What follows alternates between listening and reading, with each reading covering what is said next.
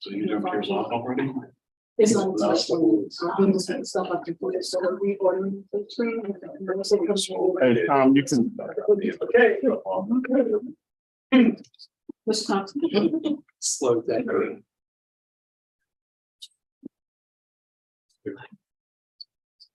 But you did beat later, but. I call to order the committee of the whole board meeting at 6:32 p.m. In the boardroom of Oak Park Group, West Thankful on Thursday, August 10th, the year 2023. And after roll call, please. Mr. Brisbane. Here. Dr. Maharaj. Here. Mr. Arkin. Here. Ms. Williams Lee. Here. Dr. Livingston. Here. Mr. Brandhouse. Here. Mr. Coffee. Here. And I move to enter closed session for the purpose of discussing the appointment, employment, compensation, discipline, performance, or dismissal of specific employees of the district or legal counsel for the district and independent contractors and specific volunteers, including hearing testimony on a complaint lodged against an employee or against legal counsel for the district to determine its validity. However, a meeting to consider an increase in compensation to a specific employee of a public body that is subject to the Local Government Wage Increase Transparency Act may not be closed and shall be open to the public and posted and held in accordance with this act. Collective negotiating matters between the district and said employees or their representatives or deliberations concerning salary schedules for one or more classes of employees, and litigation when an action against, affecting, or on behalf of the particular public body has been filed and is pending before a court or administrative tribunal, or when the public body finds that an action is probably or imminent, in which case the basis for the finding shall be recorded and entered into the minutes of the closed meeting. Second. And we have a roll call. Roll call, please. Dr. Maharaj. Yes. Arkin. Yes. Ms. Williams Lee. Yes. Mr. Brisbane. Yes. Mr. Brandhouse. Yes. Dr. Livingston. Yes. Mr. Coffee. Yes. Okay. Closed session.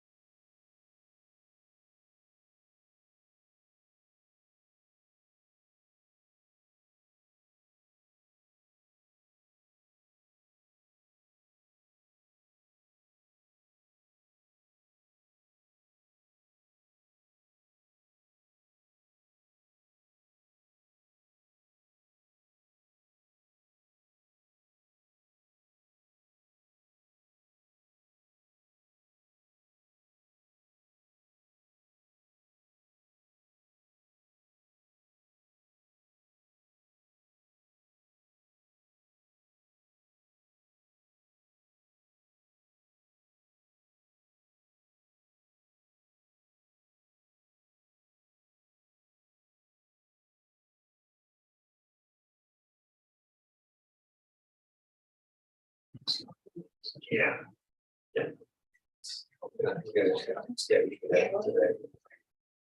All right, so we are resuming open session. And our next agenda topic is public comment. Lisa, do we have any public comments? Yeah. We have none. Is there anybody that's here that would like to make public comment? Seeing none, we will move on. Our next agenda item is approval of the minutes. I move to approve the June 8th, 2023 committee of the whole minutes as presented. Are there any corrections, adjustments that need to be made? All right, seeing none, may I have a second? Second. And all in favor? Aye. Aye. Any in opposition? The ayes have it. The minutes are approved. Our next segment is instruction.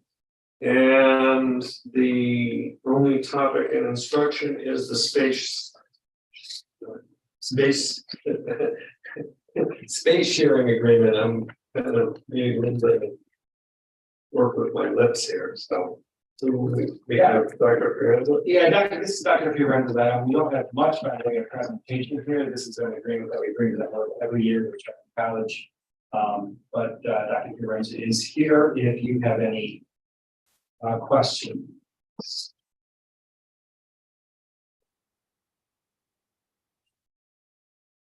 Hearing none. My only question is they went radio silent, and was there anything to that? There was a discrepancy in some insurance baseline that they had changed Okay. on our side. I'm not sure if it was an accident, but I had a conversation with the attorney here and then reached back out to them and they resolved it immediately. Okay, great, thank you. This will come to us in 2 weeks, I think. Correct. Thank you. Okay. All right, and now we move to our finance agenda and Yeah, I'll be happy to take this one. This is an item that we had originally brought to the board's consideration back in June. Board was generally comfortable with it at that point. After the board meeting, actually, there was a question from a board member about potentially putting some language in the contract in the event that Pilgrim was in a situation where they wanted to sell. We were in conversations quite a bit over the past several weeks, and that language has now been added into the contract. You can see it.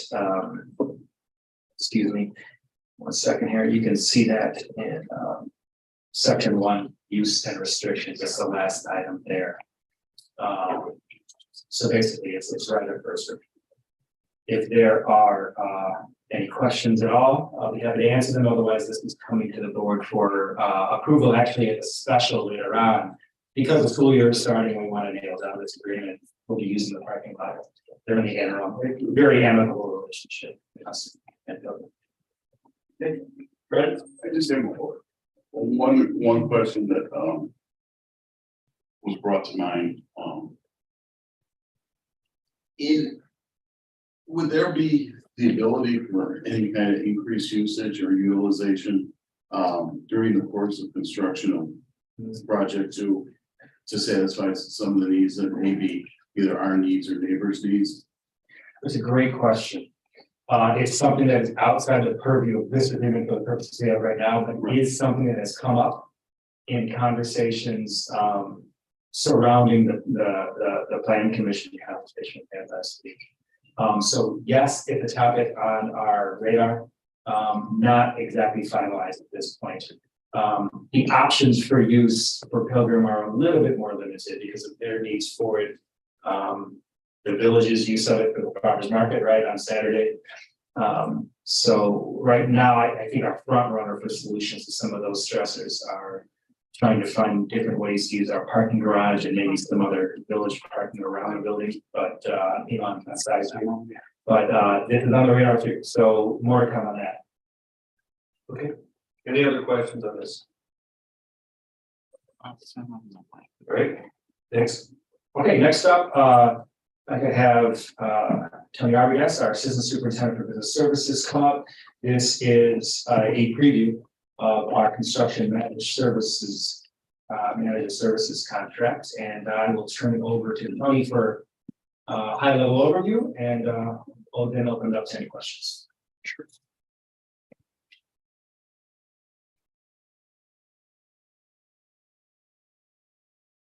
We are in the final stages of our construction manager contract. Just a little bit of background, as a reminder, in May of 23, there was an RFP search done for construction manager services for Project 2. After evaluation of all the proposals and an interview of finalists, the committee, in a pretty unanimous consent, had selected Gilbane Building Company to move forward to negotiate the contract and serve as our CM for this project moving forward. We've been in consultation with Brian Crowley at Forensic, and really we've talked through every component that there is of this contract and what do we need for our district, what would be the right way to go about this, and wanted to hit some of the main points that we have gotten to. And then also, if there's questions on, as we get to insurance or the contract itself, we have Tom Lubis from Alliant to talk about the OSIP program, and then Jeremy Rowling from Gilbane to talk through any questions either on the company or on this contract itself. The first was, we investigated strongly a guaranteed maximum price contract. The issues that came up are guaranteed maximum price. That contract is called an A133 document. It's an extremely difficult document for a public school district to execute. One of the big reasons being there's so many different trades that will be bid out in this large of a project that we will only be able to accept the bids that come in on an individual level for the trades that don't exceed that price. Because we can't do the project through this contract as the total package, but the package of each bid, what it would do would be, if you had one bid that came in $100,000 too high and another that was $100,000 too low, and you're still on budget, then overall, you'd have to throw out the one that was too high and rebid it. Or you'd have to then adjust your budget when you rebid it if you were comfortable that way. The other issue you run into is on the private sector, they are not, there's looser rules in terms of the bidding laws. So when the bids come in, you're able to negotiate, try to drive prices down. We're not able to do that. We are mandated to follow the laws as written when it comes to the lowest, most responsible bidder. And it would put a real risk for a substantial delay in this project itself. What we've done is move forward with an A134, with a construction manager at risk contract, but really put as much of the key components of a 133 as we can into the 134. So try to get some of the major points of the 133 that the board was seeking into this 134 contract. Some of those would be threshold that if we exceeded a trade at 15% or higher, that we'd have the right to have it go to be rebid and redrawn without an additional cost obtained by the district. One of the risks or thoughts that may pop up is there an incentive for the construction manager to see this project price balloon because they get a percentage on any of the change orders that drive it up? We've negotiated with Gilbane a holiday on the change orders. So if a change order was to come in up to a certain threshold or at a certain time, they won't incur revenue on that. It would just be the price change of the actual order itself. There's very strict rules in the contract in terms of what dollar amounts can be approved for a change order, what type of delay it can put on the project itself, and when does that need to come to the board for approval, and even on the more minimal ones, monthly reporting of those change orders throughout the process. We've also then talked about the owner's controlled insurance program, and we would be seeking that with a general liability wrap. What that will do is it will give us greater control over the claims and increase transparency. The subcontractors will be carrying their own workman's comp, and Gilbane will carry the builder's risk insurance because that gives us a greater coverage. They've got a really strong construction manager controlled program for that. But for the general liability, carrying the OSIP, we feel it allows us to have a lot of control and transparency over every claim that comes in. That said, one of the decisions that we're recommending when the final contract comes through is that we will not be picking up the deductible for each claim. That will be passed on to the contractors and subcontractors.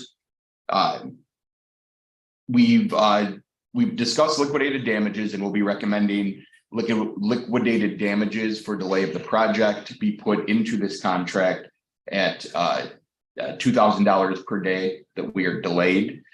We went back and forth on whether we're better off going with liquidated damages or more consequential damages at the end. With a project of this size and scope, after consultation both with our architect, with Gilbane through a mutual conversation, and with Franzik, it really felt like the liquidated damages were the proper approach to go with here. We also have reporting requirements of costs that are included in the contract.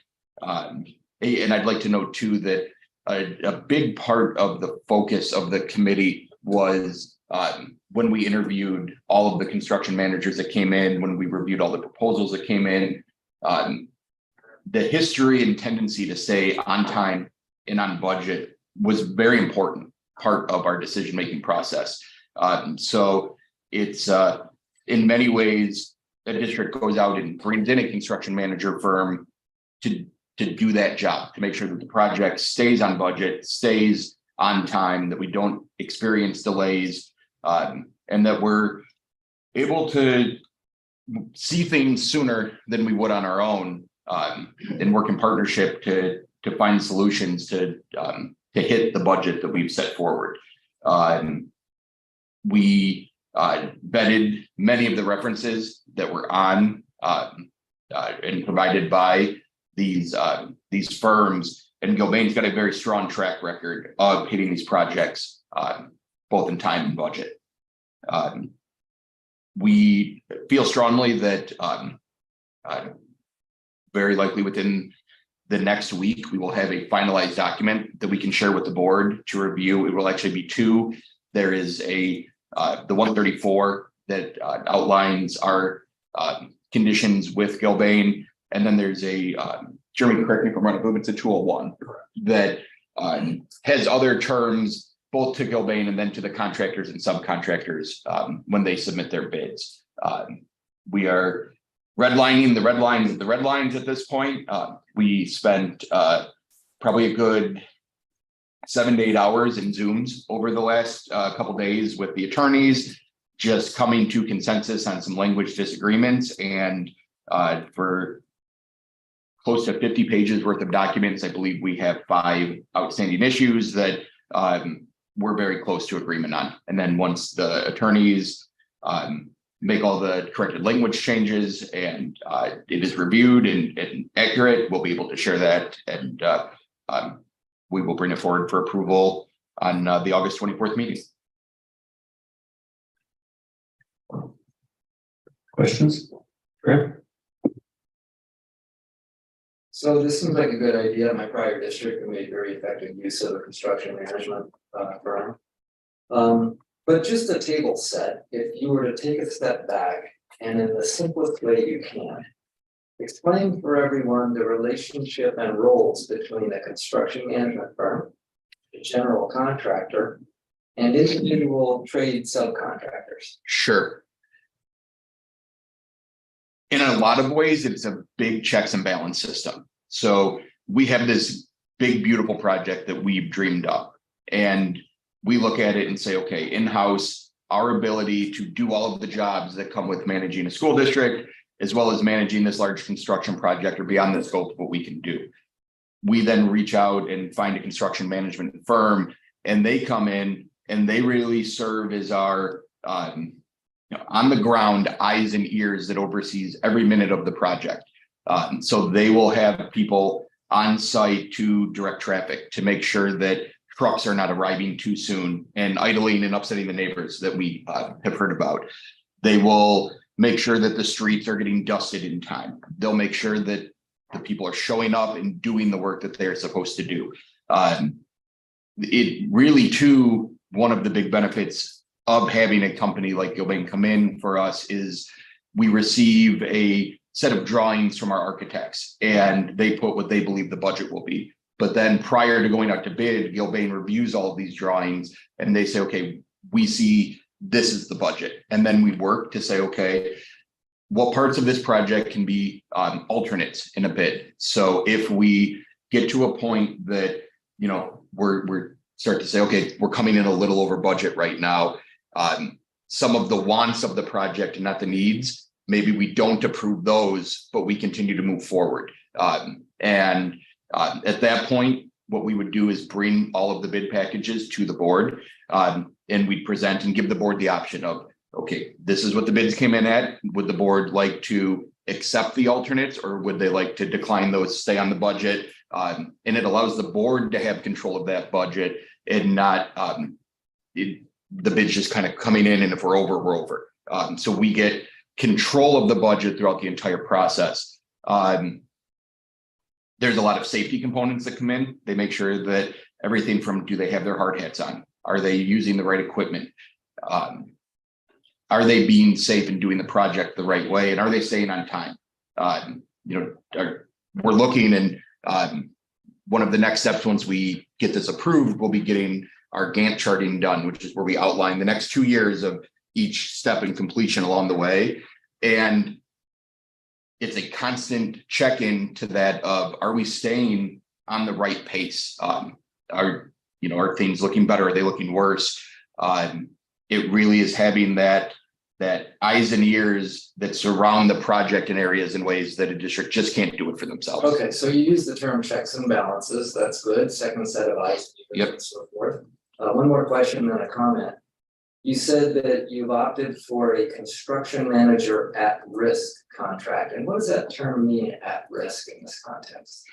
There's different types of contracts you can enter into with a construction manager. And Jeremy, if you'd like to come forward and talk a little bit more about all of the different ones, but it's the terminology that goes along with the A134 contract and the relationship between the construction manager in the district. So would we, I learned the hard way last time, make it go green. Where with the guaranteed maximum price, it's a different contract, different terminology. The 134 is the CM at risk contract. You might be able to fill in some gaps that I'm just not recollecting at the moment. A lot of that at risk is our staffing is all lump sum, right? So if I need, our plan is to have 5 to 6 people here for staffing, and the push of the project, if we need 8, you're not being billed for additional people. The timing, sticking to that timeline, we've laid out our staffing, both on-site staffing and regional staffing for throughout the project. We have a lot of home office support that supports our field teams on a day-to-day basis. That's all wrapped up into that lump sum price. Same thing with the fee. So no matter where the project goes time-wise, and then as Tony alluded to, there's a liquidated damages to make sure that date is hit of August 7th, 2026. So Okay, I appreciate hearing that, and I appreciate it's kind of the table setter, because we're at a pivotal moment when we're heading into this massive project of unprecedented size and expenditure and public attention. And the reason I'm so interested in these details is because I have an interest in ensuring that our board pursues a comprehensive execution risk management initiative. Would actually suggest some goals around that for the board, given the size and importance of this. And to me, the construction manager piece is but one component in that comprehensive strategy. So it sounds like we have a qualified firm to do that. We hired a crackerjack chief business officer to come in, and then we can leverage our facilities advisory committee and so forth. So at least for me, and I'm gonna guess maybe some of the board colleagues, this is gonna be of prime interest all the way through successful execution of this project, because execution risk, I see, is one of the biggest issues that we need to be prepared to respond to over the next 4 years. Yeah, I think you've done a great job of really describing the fact that for any project, let alone one of this size, it requires the right team. You have to have a great architect, you have to have a great CM, the school district must play its part, you have to be insured the right way. All of the trades need to be vetted when they're bid to come in. And if you don't have all of that working together, those risks do populate and they do come up.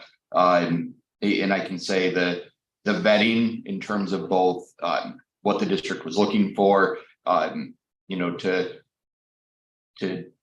brag on Gilbane a little bit, I couldn't think of a better way to say that. They came out and represented the district very well at the public hearing that happened last week. They don't have a contract. The board could vote this down and we would talk about, is there compensation for that? They're acting in the best interest of our district, knowing that we're working towards this contract. They're on every construction call that we have. They're vocal. They're really looking to identify areas of risk now before we even get into preparing the bids. The more we can flush all of this out, the better chance we have to succeed with this project. I joked with Jeremy that this is a key moment really in the history of the school. When you think about what Project 2 will do, and when you look back in 50 years at this district, what it will mean, I'd really like to be here to see Project 3, and that means Project 2 has to go well. Jeremy's got the same approach, so we're both committed to driving in the same direction. So at the risk of stating the obvious, the mandate for the team you just referred to is for this project to come in safely, on time, and on budget. Yep. Thank you. Yeah, I got a few questions. I'm probably gonna be at a little lower altitude than Graham's question. But I wholeheartedly agree with Graham in terms of his thoughts about risk management, and it gets my blood boiling because that's my vocation. All right. But I do have a couple of questions. We talked about the contract as being the construction manager for this project. Okay. And I still have not had a clear delineation between our construction management services for this project and our annual summer maintenance work that gets done. So would they be our district's construction management? We've got work that's going to be done next summer. If we need if we need the services of construction management firm for that work, would they just naturally, will that be a part of the contract? Would it be a separate contract that we have to negotiate, or where do we stand with that? We by doing this contract, we'd be able to then open ourselves up to using them for other work that maybe just outside the scope of Project 2, but the annual summer work. And what we would need to do is many of the terms, the heavy lifting would be done. We'd have to talk about the compensation for that and the best approach that it would be for fees, because there would be additional fees to do that work outside of Project 2. But other than that, there really wouldn't be much standing in the way to leveraging their abilities. I'm assuming that once we approve this contract, then you guys will be sitting elbow to elbow with Allison and the crew at FGM. In terms of the design process and moving forward. Yep, as Tony mentioned, we're on every design call every week. We attend a lot of the meetings. We're already working with Allison and her team at FGM and a lot of the pre-planning stuff and pre-planning behind the scenes logistically. Obviously the logistics on this one are tight, so we're already deep in the weeds on that behind the scenes and trying to really put our heads together and come up with the best plan. And last week hearing the community's responses and trying to process all of that and put forth our best effort on your behalf, really, right? We're here as an extension of your staff, as Tony alluded to earlier, so. I would echo what he's saying, just back him up on that. I could not be happier with the team members that they've already become even before they have a contract. They've been excellent to work with and really jumped in and rolled up their sleeves. Great. I want to jump over a little bit to the OSIP. And Come forward. I have some experience with those. I do have a few questions. Let's start kind of with basics. What kind of limit would we be purchasing? Yeah, Tony and I just had a conversation about that today. So what the limit structure was most likely going to look like is a primary of 2 million per occurrence, 4 million aggregate, plus a $50 million excess tower is what we're recommending at this point. But if we can go lower, we can go higher, depending on needs and things. In your experience, both of your experiences, for this size of project and this type of project, us being in a residential area, is $50 million adequate? In my experience, $50 million on a project this size in a urban area, and again, in a venue that being of Illinois, the state, and Cook County being probably one of the more litigious counties and states in the country. We're at the threshold that we think that we would be comfortable recommending $50 million, potentially looking at more if need be at the price. Right, because one of the things we give up is, all of those individual limits that subcontractors would have, and then what Gilbane's limit would be. And I'm sure the size of Gilbane, pretty substantial per project limit. What kind of deductible or retention are you looking at? We are looking between $25,000 to $50,000. Okay. Push for 25. And did I hear correctly that the contractors within the subcontractor's contract, that they will be assuming liability for the deductible on the liability side? We have a contractor obligation section within the draft of the insurance requirements at this point. Okay, and in your experience, what kind of credits will we be looking back to be getting back from the subs in terms of not using their liability policies? Yeah, so I like to call it an offset. So the contractor and the subcontractors will be netting out the cost of general liability and excess liability insurance from their bids. And what I typically see is that it's either net neutral, where the cost of doing the OSIP is not more expensive than traditional, or potentially there is a savings as well. Mm-hmm. Well, I hope there will be a savings. I mean, it's one of the reasons for doing it. Correct. Also, the area of control.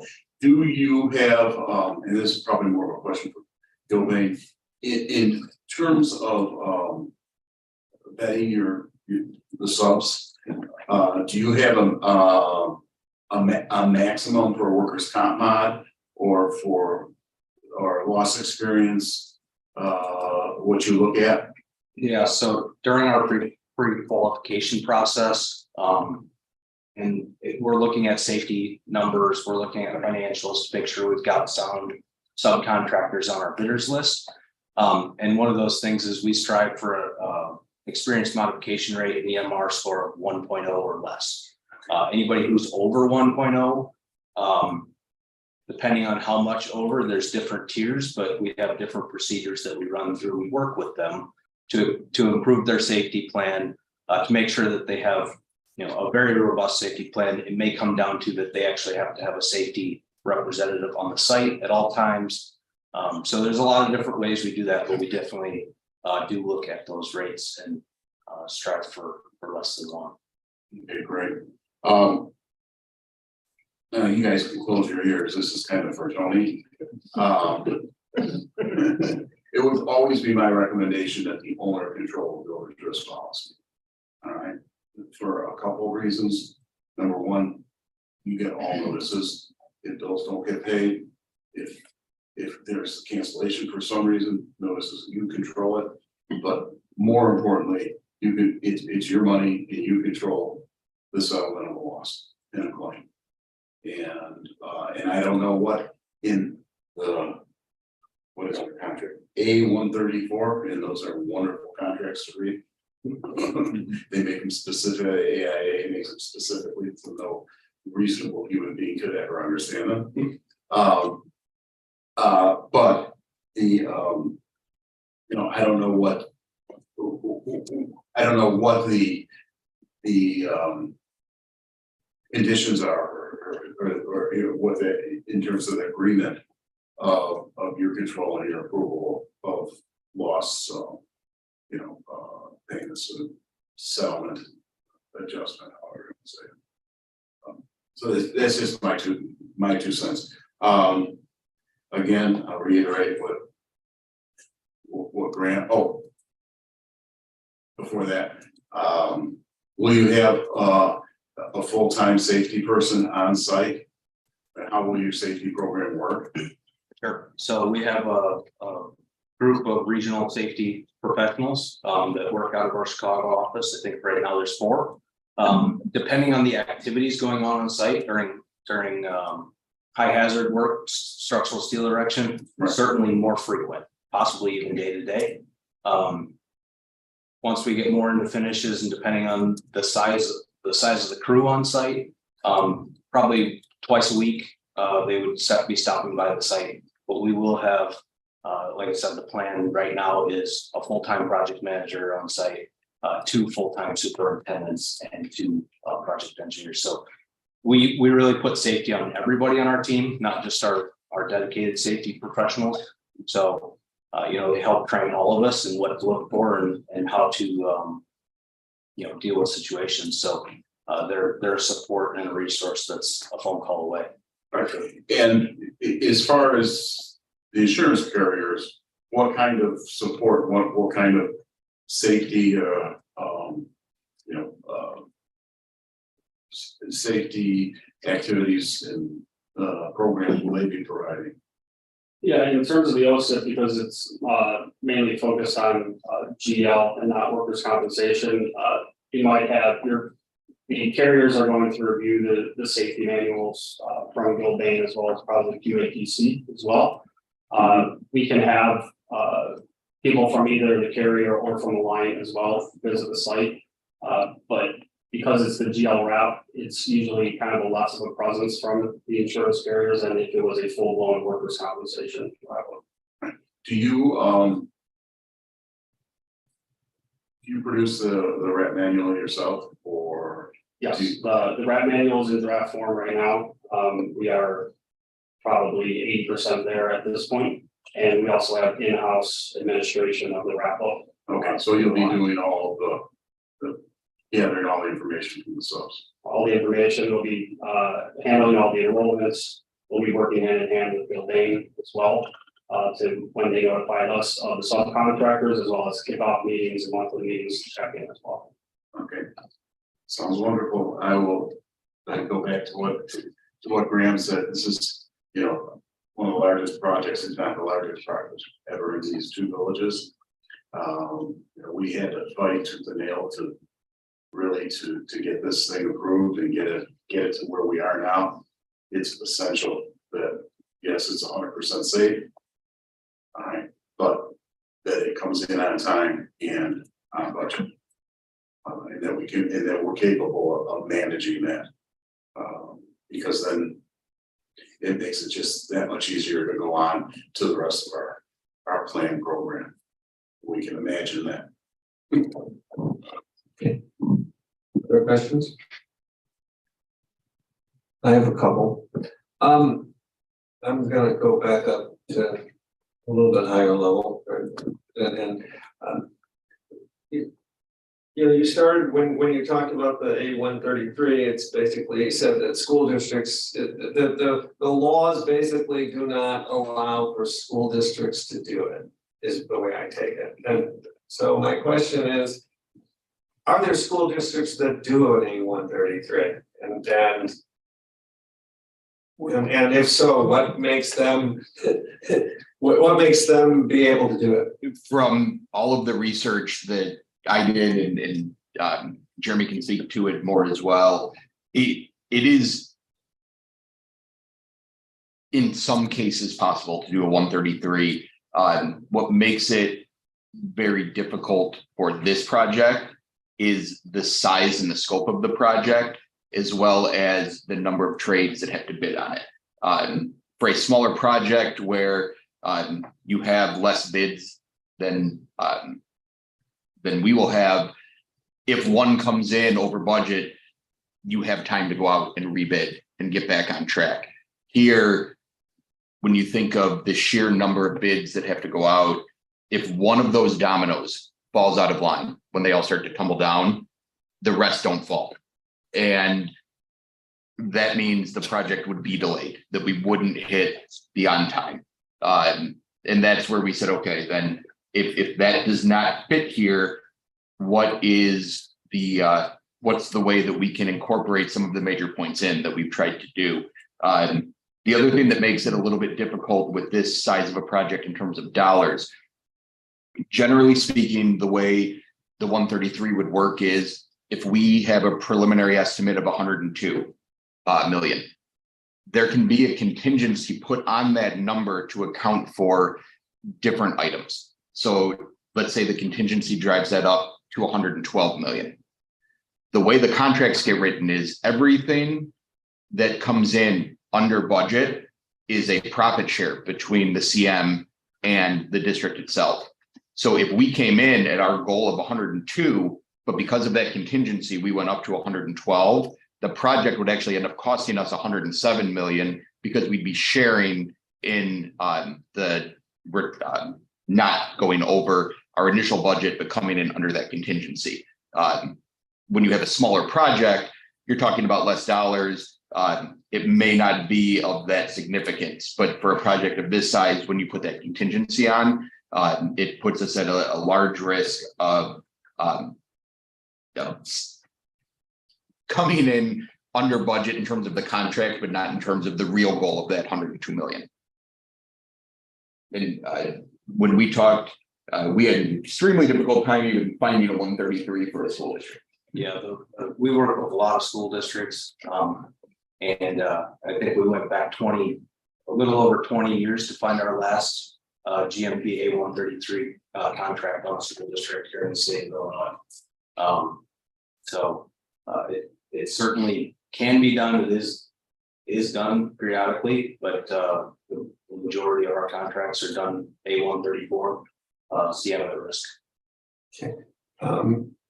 The next question is, thank you for that. You mentioned, you discussed liquidated damages in the dialogue. And my question is, well, and there was reference to a specific date, whatever, or something 2020. August 7th, 2026. But in reality, this is a multi-year project. I mean, is it just one date? Or, I mean, because each school year there are thresholds and, pieces that are done.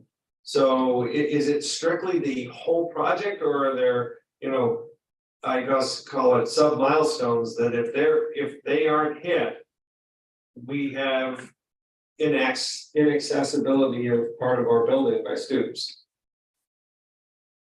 The current version of the contract, sorry to cut you off, Tony. The current version of the contract is the language is written to one substantial completion date for the entire project. as we look at those major milestones, and getting parts of the building back, that's where, we would have to look and say, okay, we're behind schedule in terms of a milestone date, but not the substantial completion date of the end of the project. Now what do we do to get caught up? And at what part of the project are we done? If we don't hit a milestone, say demolition, but we're only a week behind, there may not be a need to put a $10,000 penalty in place. That may be another provision where a contractor has fallen behind, and they are now responsible for their own overtime to catch back up. So there's other checks and balances in this very complex document that protect the district to get the project back on schedule, that do not come at a cost to us. And that's where those clauses would come in. So that'll be in the doc, yeah, I mean, I think, because from my perspective, we want to be able to have our students utilize the facilities that are in our plans. And anything that disrupts that should be mitigated, right, by a penalty or something. And it's not just an ending, because this spans how many years? It's not a single, so that's my, and then I guess the question on the other side is, was there any discussion about incentives? Because the whole reason, we took action to advance this thing because we wanted to get this construction done sooner rather than later because of cost. Was there any discussion on that, or was it not significant enough to accelerate this? We have, we've had preliminary discussions right now in terms of completion dates and acceleration. We haven't gone too in depth on incentives. We've more focused on incentives of savings for prepayment of certain material items, and that in terms of a financial gain. But a lot of that too comes from that we'll start to see potential savings of time once all of the Gantt charting is done, and that doesn't happen until the first contract is done with Gilbane. Okay. Any other questions? So what I'm hearing based on this is we're expecting these contracts to be done and reviewed at the 2 weeks from today. Is that correct? Reviewed and voted upon?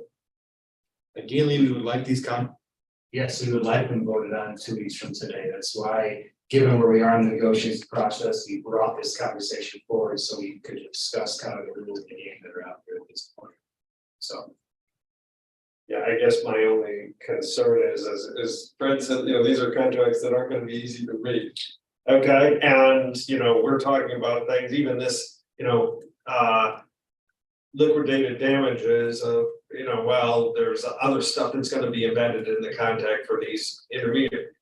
We're going to need to see that to go comfortable that we're ready. I had one last question. Sure. That popped in my mind. I've got to ask it. In terms of, you were talking about change orders and having I guess it's thresholds for it. But one thing you didn't mention is the reason for a change order. Okay, I think that's important to delineate. Also, why is there a change order? Was there an issue in design? Okay, because you talked about the needs to have, the nice to haves. All right, I think we pretty much know what we want. And if there are suggestions to come back to the board to make decisions, that's understandable. But as we go through just the execution of the contract, if change orders come up, I think it's incredibly important to know why that happened. Okay, why do we need to have a change order? And then, you know, whose responsibility should that be? Because if it's, you know, if it's a matter of, well, something wasn't executed in construction properly, or whether there was an issue in design, or it's just an act of God. All right, I think those are important things to have along with those change orders to understand, a full understanding. Fully agree. Yes. Okay, thank you for your time. I think we're ready to move to. All right, thank you all. Next up, Tony stays here and he will discuss our bid package for our 10-year capital improvement plan for summer work 2020. Sure. On February 23rd at the regular Board of Education meeting, the initial 2024 capital improvement scope for an estimated 4.186 million was approved. In consultation with FGM, it is being recommended that we scale that scope back a little bit for a couple reasons next summer.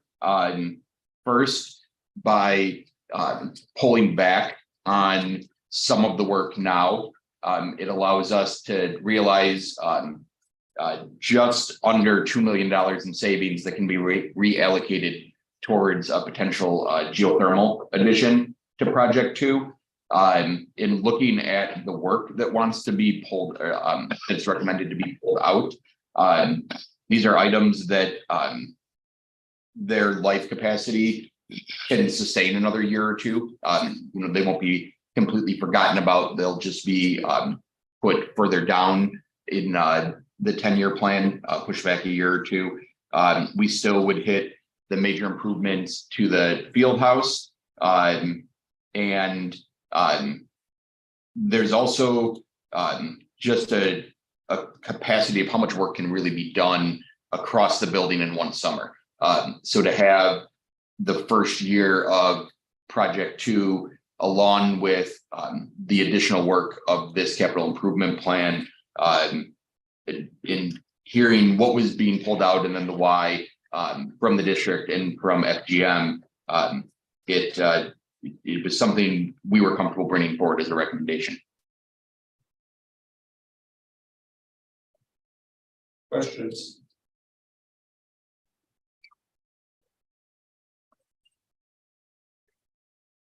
Was this idea in your memo about your capital plan? I don't recall hearing it before. Is it somewhere in the materials? Yes, in the summary of findings, well, first in the background, it lists the original approved work, and then the summary of findings lists the modified scope of work to this approval. It talks about the reallocation of the funds for geothermal.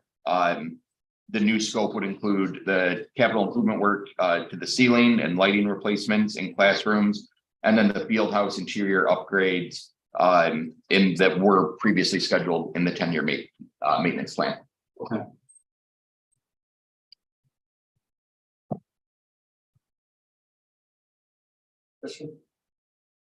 Yeah, one of the questions I have, I mean, this is just pushing back the inevitable. I mean, obviously, the work is going to get done. But when we've had, and I know you weren't here, but we had some long discussions about geothermal and, you know, preparing our roofs for solar and that. When we replace these air handlers, that's one of the big considerations I think that I have or thoughts is when we're dealing, because that's an ongoing project. It's one of those projects that never ends, right? It's too many air campers. Right. But also, I think that there's efficiencies in different types of air handlers you would be using if we went to solar and maybe with geothermal and solar. And the real savings, I think, we determined comes in solar. And so is it, are you, are those kind of changes being evaluated so that we know it's gonna take some time before we make those decisions? Yes, it's, now, can I tell you what air handlers are I want to use today? No, but the long-term plan would be as we move towards sustainability in this building, and we talk about things like solar, like geothermal, as we look at a longer scale electrification plan, we, by putting all of the work in with the new roof and getting that ready, when it comes time to then add the air handlers back in, we'll be able to say, okay, what we have, is that going to make sense for this district in 5 or 10 years? You know, we don't want to just replace what we have with the newest version of what we have, because it may not help us in our green initiatives. Right. I think that's a conversation that's often discussed with our architects, and hopefully within the next month, as we wrap up the geothermal proposal, we had a mandatory pre-bid meeting where different ESCO companies came in, and really what we've talked to them about is we have this project, but really what we're looking for as well is a partner long-term, somebody that can help us, be another great member to this team that we previously discussed, that has an expertise in going green and in these different initiatives, and can look at load capacity and what is the actual usage of these different items, and that includes air handlers, but goes beyond air handlers as well. So I think by moving these back a little bit, because they are still functioning, it allows us more time to really make sure that what we're going to be putting in is something that we feel is right for our district and our community.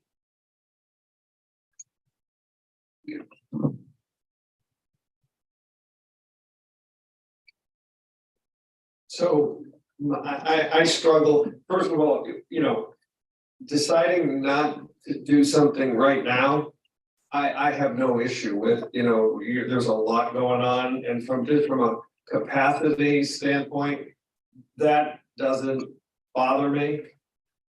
But when I hear this and we got a 10-year plan, I don't understand it, right? And if our 10-year plan says we're gonna spend $40 million, I'm just, $4 million a year, and now we're gonna say, oh, we're gonna spend $2 million this year. And then we may use it for geothermal. That's a shell game, or that means we have to say either we're something else in that 10-year plan that we've identified that we said we will not do. You can't just move, you have to extract it. If you add in, you have to take out. And that's not transparent with what we're seeing. We're giving 1 year's look. We need a 10-year look that says, here's the 10-year plan. We're adding, we're starting slow, that's fine. But I don't see how that works. I don't see how you can say we're gonna not do it now. We're earmarking it for something else. Then those resources are gone. No, I understand your concern, and and Allison's on the call, and Yeah, I can. he's been helping a lot too with Yeah. the kind of the impact of the 10-year plan as we work to continually fill Fred's position, as he was the driver of that 10-year plan. But it does. It's not just okay. We push, the 1.7 million back, and now we're at 5.7. It requires a rebalancing that has an effect many years down the road. And I would back up that each year the district comes forward with an update to the 10-year plan. And the intention was that there is so much in the air right now with the geothermal and the electrification plan.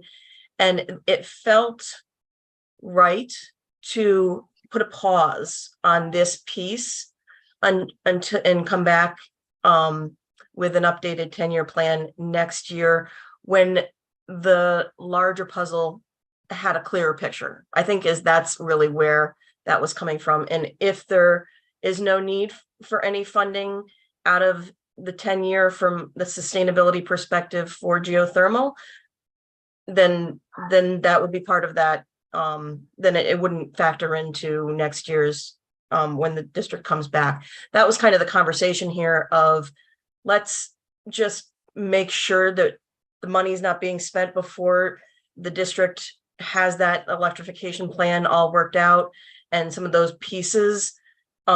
Fred, you've talked a lot about working on looking at things holistically, and that's sort of the other piece of this was let's make sure we have the whole picture. So the items that were pulled were MEP items that very much tie into that other conversation that is just really getting moving. So the thought was if we put a pause for a year or two on those items, it may work out.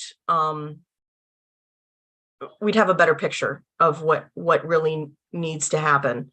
So that hopefully that clarifies. That's a different explanation than what's in the written materials. It's a better one, but it's a different answer than what I took from the materials. So that's what I said. If we say we're going to slow down, we want to reevaluate the remaining part of the 10-year plan. Fine, but that's not the way I read it. Let me clarify one thing about that as well. Every year, so this is the time that we need to get the bids out for next year's summer work. This is where we are. In preparation then for the next year's work in November is when we would next bring we would evaluate the various variables based off of this presumed approval if that happens in 2 weeks. And would repackage up that 10-year maintenance and bring that to the board for consideration in November. There's just a lot of variables out right now that are not set, but we have a need to make a movement right now on this bid package for next summer work before we've had a chance to really evaluate what we're going to do with our geothermal, much less how we're going to repackage up the 10-year maintenance plan versus other things. As you remember, Tom, we were in the process really right up until the point that Fred Cruz passed away of really fleshing out our asset lists and making sure we had really good data in front of us. That work has unfortunately necessarily been paused. We just need to get all of our data in line to make sure we're making the right decision, but that doesn't change the fact that we have a decision to make right now for next year. So we're bringing forth a conservative package for a year from now so we can get these things known and bring the best idea forward after that. Okay. Other questions? I would just, oh, sorry. No. So I apologize, Tony, I had overlooked that you did reference geothermal in your cover memo. I looked at all the attachments and maybe that's where I didn't see geothermal unless was geothermal somewhere in this very excellent table of the 10-year projects? No, it was not in there. We had always considered that to be the 10-year maintenance plan is designed to be known summer maintenance, essentially. It goes into regular years to some extent, but essentially we're talking about summer maintenance. That was the purpose of that. Geothermal is a completely separate project, and it would come to the board under that heading. Yeah, I would think at this point it's more like life safety. That's exactly right. That's exactly right. So I think the problem for me, just tripping up, is I didn't see any actual, I don't know where I could even go for the depth of materials on a specific topic of geothermal. And did I hear you say you would somehow connect it to project 2? The geothermal work itself,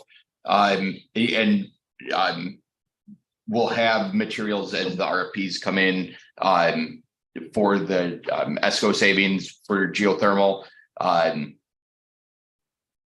They would be a partner with FGM where they are going to drill, do the piping into a hookup that FGM will then help them, like they will basically almost similar to a utility hookup is how Allison described it, have that. The ESCO company would come in, do the geothermal work up until that hookup, and then the two systems would connect. So is that under the footprint of project two? No. No, and actually where it ties to project two, it's not part of the project two budget or scope or the contracts that we're working under for project two. But we are designing the mechanical system for project two to utilize heat pumps that tie into this geothermal well field at this time. If for some reason geothermal does not move forward, we would need to pivot. And that's why all of this is the ESCO RFP is out right now, so that we have so that it'll be in front of the board in time for us to be able to have a comfort level in what we put out to bid that is tying into geothermal, or do we have to pivot in some way? So it's tying in, but as Tony said, we're designing the entire system up to the point of a utility cutoff, and then the separate contract for geothermal would be from that utility cutoff point out to the fields, but we would coordinate actively with them on what type of output is it looking like this field is going to get, so that we're making sure that the mechanical system is designed around that reality, and that we're in constant coordination on that. So it's a known quantity that the district was looking to do this, but it's not a done deal sort of thing. Okay, and I apologize, I'm gonna ask a dumb question. This person on the screen, Oh, who is she? Allison Sternquist. Sorry, I'm sorry. It's a new board. I'm Allison Sternquist. I'm the project manager with FGM Architects, designing project two and worked on I'm project. speaking for the first time too. I don't know. Just kidding.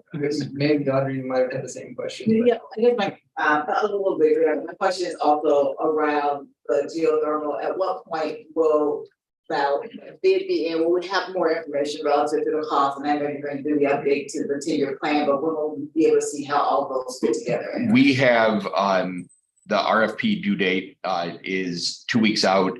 You'll receive a preview at next month's committee of the whole, and then an approval vote would then follow at the regular board meeting next month. So the standard kind of process we'll go through next month to share the results of the RFP, the results of finalist interviews, and really a look at what these companies have designed and what they feel might be the best way forward for geothermal in our district, and also their plan of being that long-term partner when it comes to sustainability along with FGM. And the thought is that with the delay or the changes to what will be done next summer, that would help fund for some of the geothermal work. And I apologize if there was some confusion there, because when we look at our district dollars from kind of the 20,000 foot view, because geothermal was not in the scope of project two, but it's something that if it's going to be done, this is the time it needs to be done while the biggest part of the renovations is happening. Then there needs to be a way to fund it and pay for it. So it wouldn't be money that is then put into this plan, but those dollars from the district would be reallocated in the budget. Yeah, and just this may be getting other folks kind of caught up on conversations our board had last school year, but there are significant rebates associated with the geothermal project to federal legislation, but also through our local sources as well. But the majority of that, to our understanding, but through this point, again, our ESCO is going to help us really zero in on that work. But the rebates wouldn't be available to us until the system is operational, right? And so there's a need to put the money forward on the front end, knowing the rebates are coming in on the back end. That's the game to play. So we need the flow to help make that possible. And I apologize, this is probably a case of still getting up to speed. Absolutely. I think on this topic of geothermal, it would be great to have the wide business case and so forth going into I get that from the administration. Yeah, I think that'd be helpful, because what I'm also hearing is in terms of getting started with project two, that that infrastructure that would be able to support this going back, this is the time to go ahead and do it. Yep. While we're doing some other things. That's right. Yeah, so I mean, it seems like no matter what, the little I know about geothermals, we will be doing it. It's just a matter of when. And right now there are, I just know the federal level has, I believe, a 10-year window to get 30% rebate. Is that correct? Yes. And then, but I don't know anything about the Illinois state credits and rebates and timelines associated with those. And that is actually a major component too of the RFP that we put out, is a grading scale on the guarantees of savings and rebate assistance that the ESCOs then provide to make sure that we are maximizing every single dollar of every single rebate that is out there at the federal and state level. And actually, it's worth noting that the rebate is currently available not only on the geothermal installation itself, but also on the heat pumps equipment that it would be tied into, that are part of Project 2. So it'd be a rebate on coming from both of those if it moves forward. So I'm gonna try to put a bow on this one. Being an expert at gift wrapping. So the topic at hand was the 10-year maintenance plan, and really the recommendation is to skinny it back into the true absolute needs. And then to allow the district then to further reassess all of the other components of the 10-year maintenance plan, which we will see this fall. That's exactly correct. That's the 10-year maintenance plan. And then the slip into geothermal, and again, with new members, et cetera, is there is a sustainability initiative, okay, that has within it an electrification plan and really a sustainability plan of what we can do to meet the sustainability goal and policy that was established by this district. And really, we haven't, we've been kind of trying different pieces, but haven't really tackled that one yet.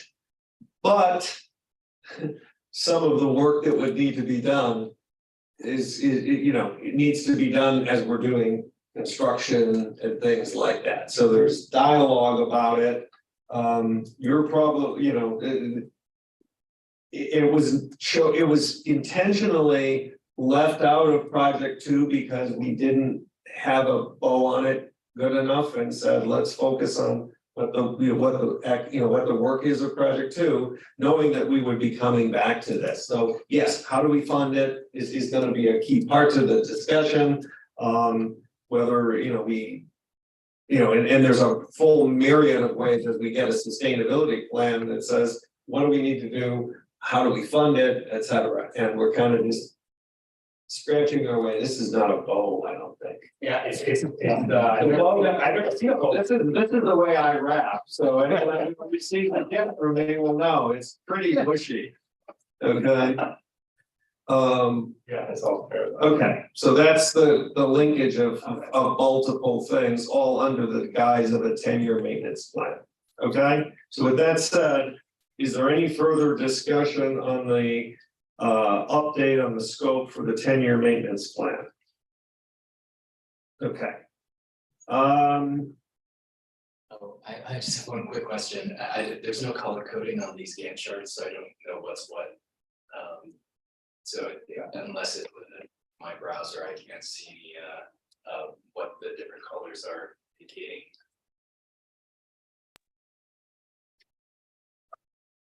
Are you speaking to the schedule? Yes, just looking at the overall schedule Gantt chart that you have, I don't understand. The exhibit A. Yes. Yes, there's actually, yeah, you're calling me out here. There's no real magic to that, just making them pop of the different pieces. It's just showing now in red are major milestones like Board of Education approval, substantial completion, things like that. But there's not a specifics to the color coding itself. The real meat of it is in the green on the left hand side, showing the dates. I'm gonna keep moving here. Okay. So we're moving to D. Contractual site social work. Okay, this is a contract that will be coming forward in 2 weeks for the board to approve for a contractual social worker over at our site program. Andrea Newman, our executive director of special education, is here to give an overview of the need and to answer any questions. Seems like a long time ago, the board approved a new teacher for the site program due to House Bill 40 and the increased need. And number of students in the site program. So with the increase in number of students, we see an increase in the number of social work services that are needed. Along with an increase in mental health needs. So just to give some context to this, at the site program, we service students in all ranges. Just really the goal is independence towards adulthood as much as possible. So that's where the need is coming from.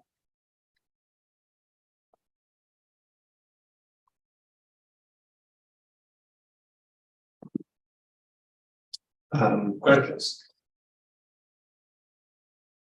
Just for my own education, CITE stands for what? Community integrated transition education. Ooh, that's good. We have a lot of acronyms in special education.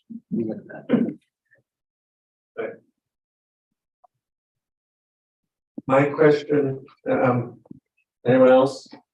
My question, in the memo you cite, you say that we're going from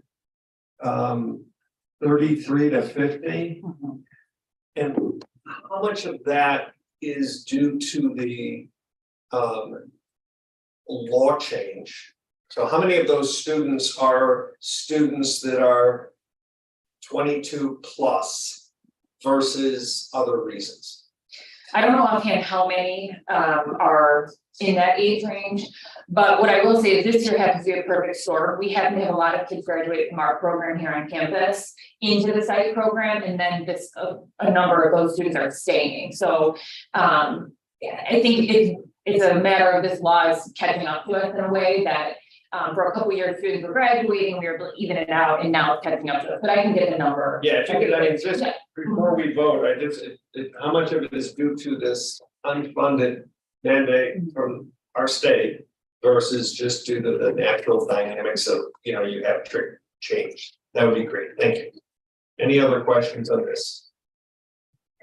Seeing none, we go to, thank you, Andrea. We go to the world of budgets. It's the musical chairs this for written enrollment. Mr. RBS is back for the presentation of our high school budget. Great, and I'm actually going to turn over to Brian Imoff, who's going to walk us through our budget presentation and update since the preliminary. All right, thanks, Tony. I'm gonna, Ed, is it all right if I share my screen here to pull up the presentation? Sure. Okay.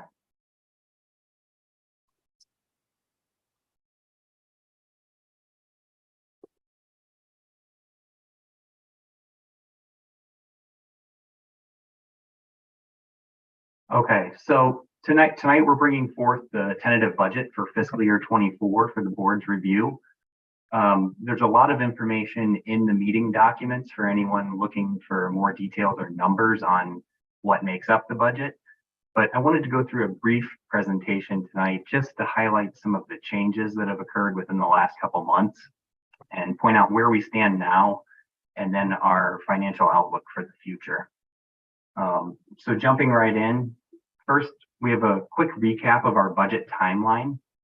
The budget process is a pretty lengthy one, as you'll see, running from early February through September, and it includes 3 formal presentations along the way.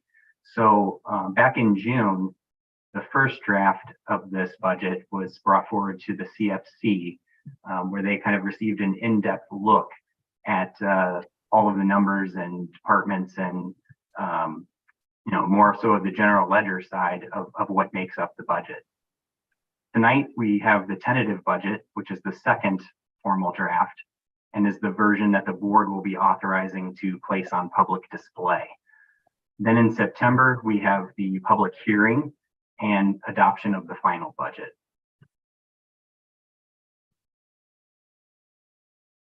All right, this next slide outlines some of the changes made since the preliminary budget that was presented in June. Total revenues have been increased 165,000 based on notification of our federal grant awards, which happens over the summer, and then the inclusion of some graduation fees, which had been missing from the preliminary budget. On the expenditure side, the primary change is occurring within the capital expenditures line. As we all know, we've got Project 1 and the athletic fields scheduled to be completed in fiscal year 24. So now that spending for fiscal year 23 is complete, we've modified the budget to reflect the remaining amounts owed on those contracts. Then we also made an adjustment for the timing of Project 2 expenses. Some costs that we had slotted into the last month or two of fiscal year 24 have now been shifted to fiscal year 25. And we, as was kind of mentioned earlier in the construction manager conversations, once we've got the construction manager fully on board and that contract approved, we expect to have some much more precise estimates in terms of the timing of when some of these expenses will be happening. Elsewhere, we had some increases for transportation services, additional grant expenses, and then we also had some equipment orders from earlier in the summer that were delayed that we had to rebudget for again in fiscal year 24. Some reductions also occurred on the salaries and benefits line. Those are just based on personnel changes and changes in employee benefit elections. And then we've also lowered our tuition estimates after further review of our special education student placements. The June version of the budget is very preliminary, especially with that tuition number, in the sense that we don't exactly know where students are going to be placed yet and what some of the new rates are that we'll be looking at for those outplaced schools.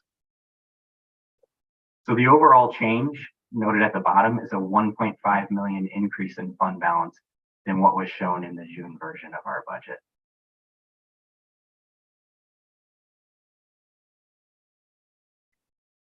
So this slide then summarizes the impact of the budget on the district's fund balance. Our primary focus is on the operating funds, which is shown in the top half of the slide. And that's because together these funds really represent the core operations of the district.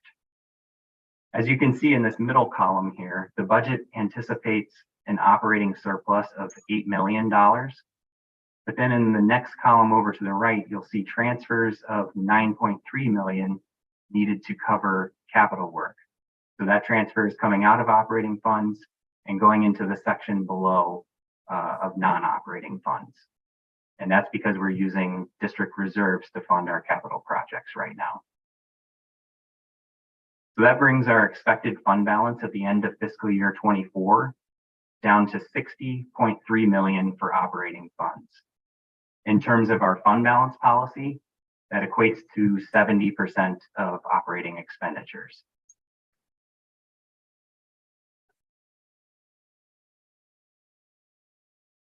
So with the completion of the tentative budget, we now have a solid foundation in place for the upcoming year, but it's also been an appropriate time to review and update our long-term roadmap, which is known as our 5-year financial projection.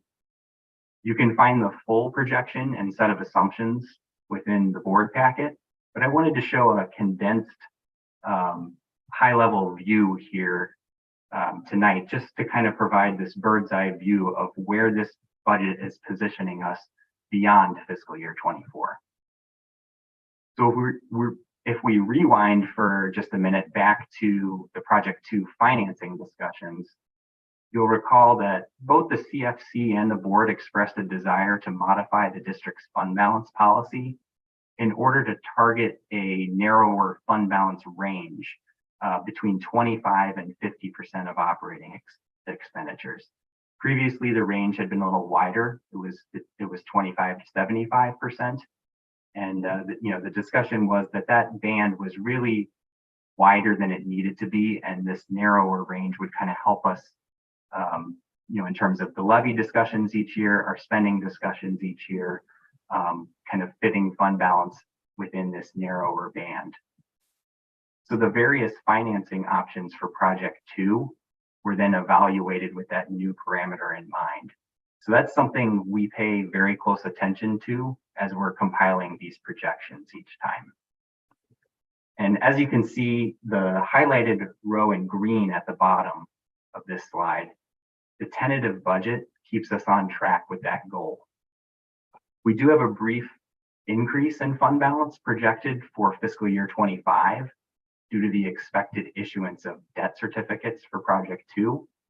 But then fund balance starts decreasing again before landing pretty much right in the middle of that range at 35% in fiscal year 27, which is the expected completion of project 2.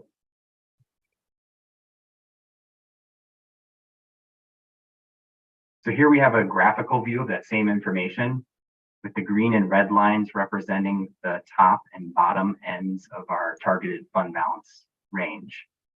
The yellow bar then is our expected fund balance at the end of each year. And again, you can see that if our assumptions hold from the projection model, fund balance projects to be within that range in each of the last 3 years of this projection.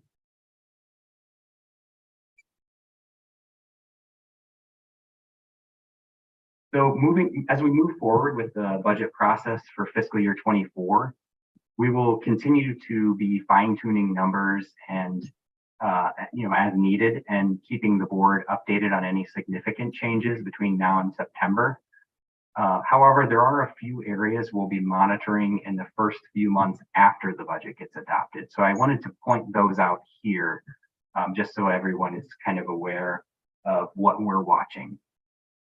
The first item references another delay in fall property tax revenues. So Cook County has come out and stated that tax bills are expected to be 4 months late this year.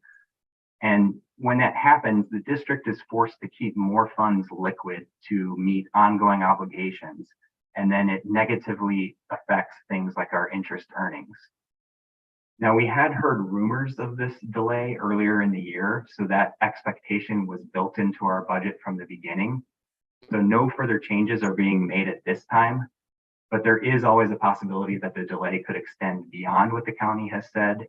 So it's something where we'll kind of be monitoring the ongoing news for potential changes. Second, we have the variability that we've seen in corporate personal property replacement taxes the last few years. And that is a revenue source that the district uses to help fund its capital work currently.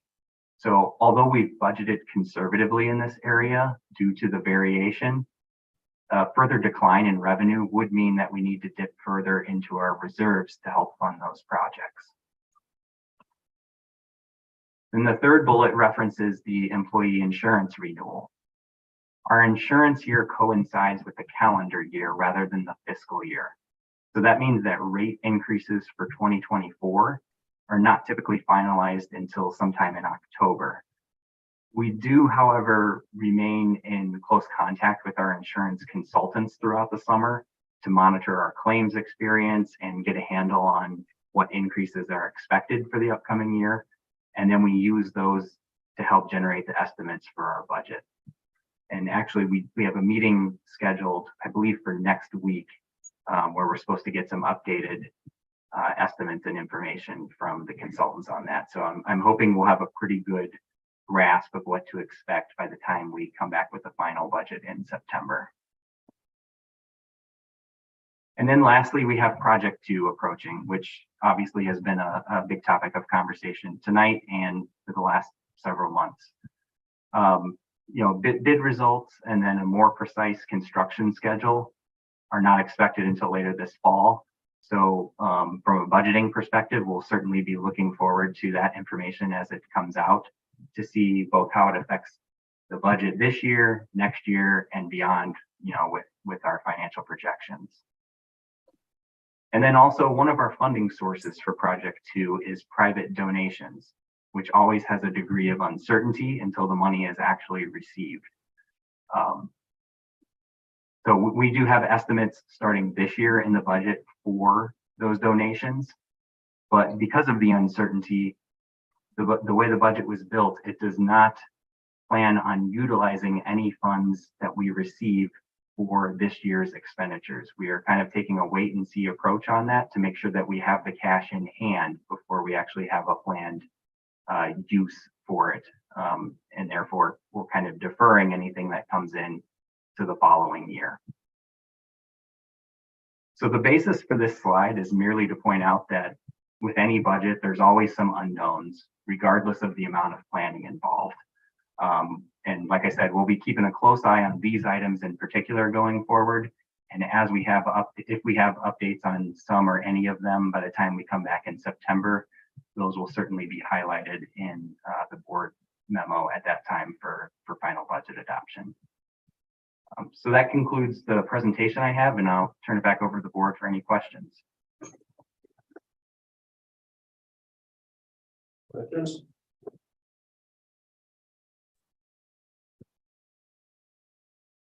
Hey, can I jump in? Yep. Yeah.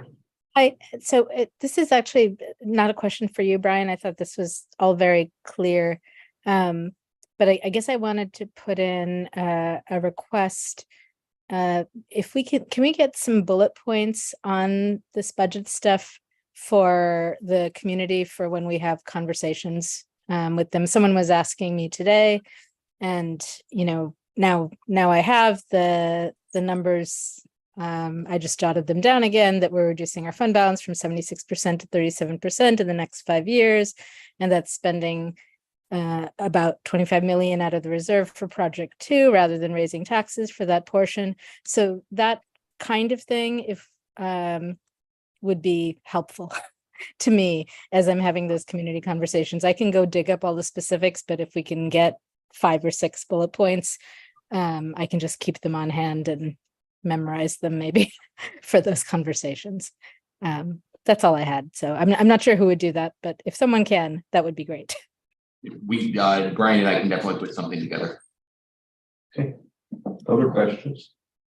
I have one question or ask, which is specifically slide 5, which is the 5-year projection model. It would be helpful. I mean, we made a $100 million decision based on that model and other projections of what we were seeing. So that was critical. So it would be helpful, as we go through these iterations, to have to understand how that is changing the 5-year projection model. I don't know, I would call that even an anchor, right? To compare it to. I know when the budget was presented, there were shifts that makes a 1-year budget look very different because we're moving dollars from 1 year to the next. But in a 5-year projection model, they should work themselves out. So it would be good to have an anchor there. And also, in there is embedded your capital work and then all of your operating work. And so again, can we look at it and just say, here's how much of this is because of capital, and then the rest is really just the everyday operations. Just it all in that one simple slide. Thank you. Fred. First, I want to thank you for putting this into a very easy to understand presentation.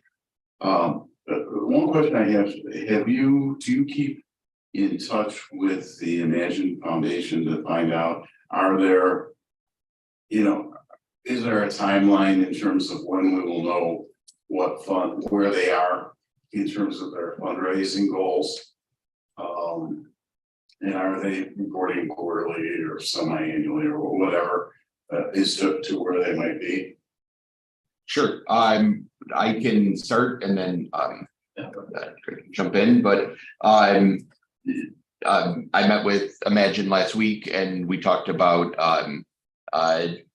everything from the history of the plan to the fundraising efforts and their goals. I know they have started some of a lot of their initial conversation right now, and we are getting to the point now where we will start to schedule more regular meetings to look at how the fundraising is doing. Are they confident in meeting their goals? Do they feel maybe they might fall short or succeed those goals?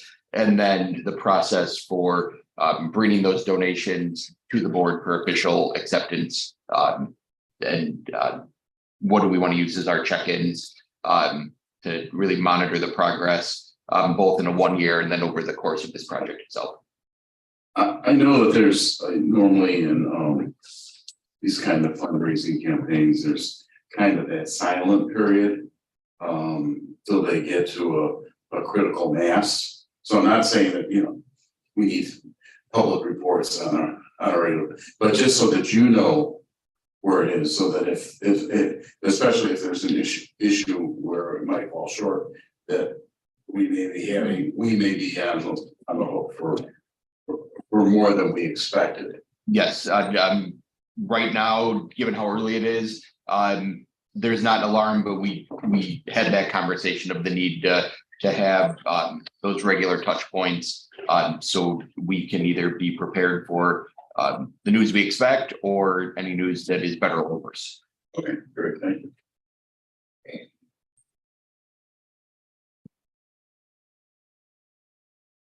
Okay.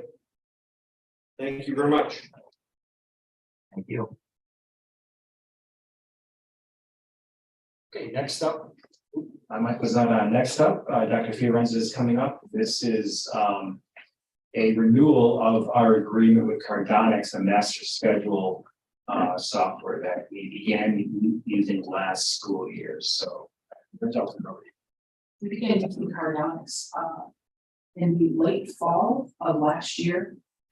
Due to the late start, we were not able to use Cardonics to the full extent that the software actually allows. So we had to input all teacher information, all of their schedules, all of our courses, make sure all that aligned to our academic catalog. That took an extensive amount of time. So we actually weren't able to use the software to run the master schedule to look for conflicts and minimize that high rate of student conflicts. And so we had a conversation with Cardonics just this year to say we really only used half of the product for half of the year. And so as we looked to renew the contract this year, we did get a discounted rate. So they, I basically asked that they charge us half for last year and just half for this year. And so they did that. However, they did distribute it over 3 years.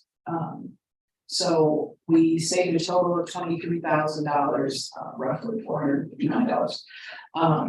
But we do believe that using it in its full capacity will allow us to reduce those conflicts, reduce the amount of staff time. Everything is now in their system, so we will not have to redo all of that work. It'll be in there now, and so we'll be able to just move much quicker through the program.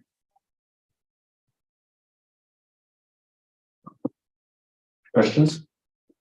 I just have a question about just because it came up when the campaign that several parents had complained about, not necessarily Skyward at the time, but the consistency that staff were using Skyward to inform them in real time of the things that they would like to be informed of. And I just wanted to ask if there were if you saw Skyward as less user-friendly or more that there were sort of perceived barriers to it being used regularly, or if it's more just an enforcement of expected standards among staff, but what what's been, if that has from your perspective been,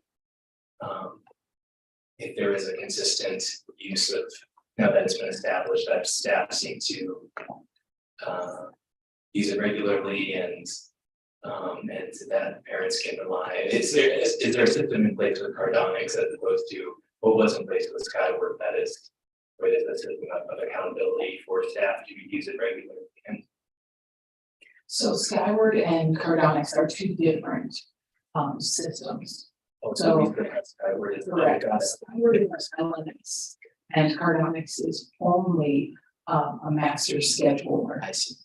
And the two, while things can be pulled from Cardonics, from our Skyward to help build what's necessary in Cardonics, the two do not talk, which was kind of the statement I made in the report that once Cardonics does its work, our data needs to then go from Cardonics into our LMS so that parents can see that and students can see that.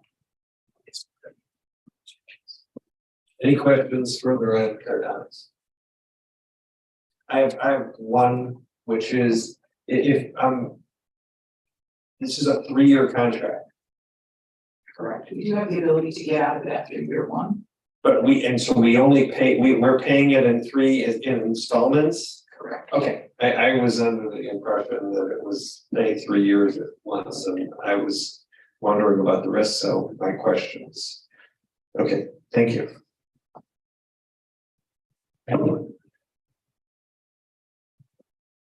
And just to continue this back and forth, I know you missed Mr. Abraham, so we were inviting him up one more time for the resolution.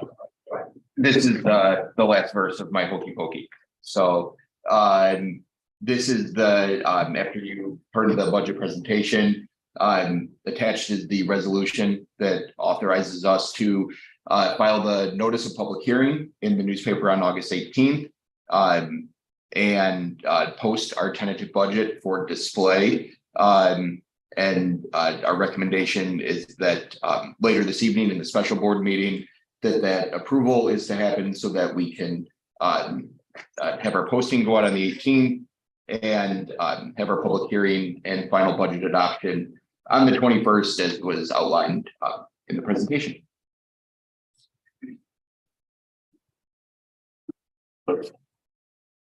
Okay. Fellow board members, do we want a brief break or do we want to keep moving? I was gonna take one no matter what. Let's do this. Let's have a 5-minute adjournment here, just and then we'll go. This is as good a place as any. I realize we have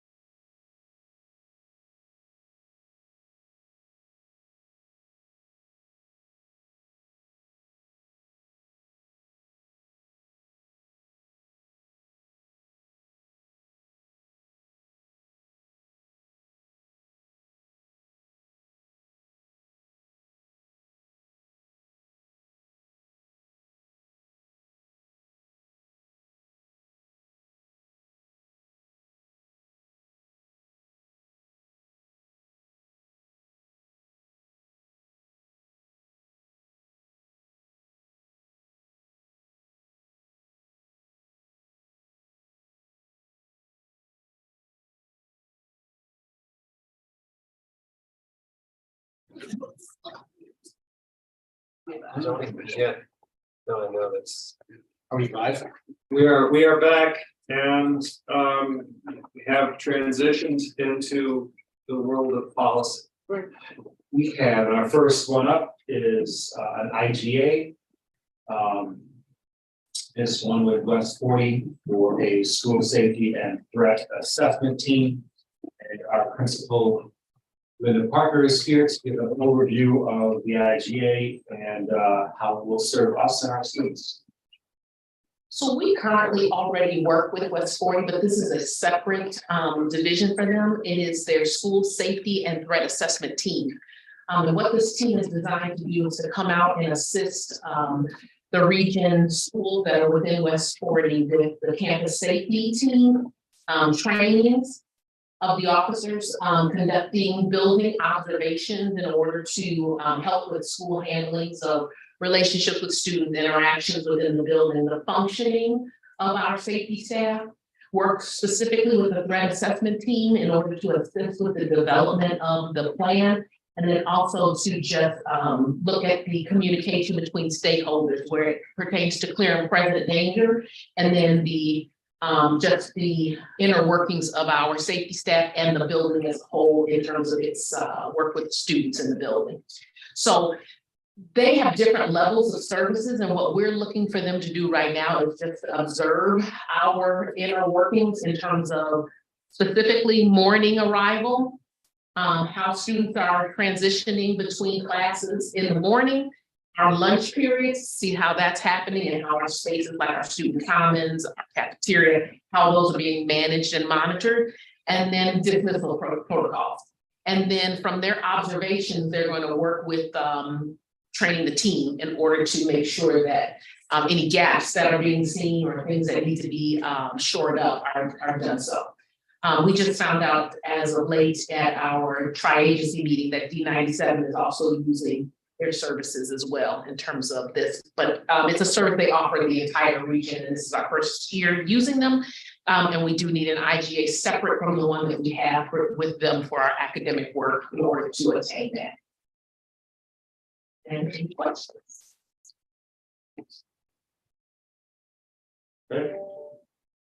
Okay, so I see it's, this is not free.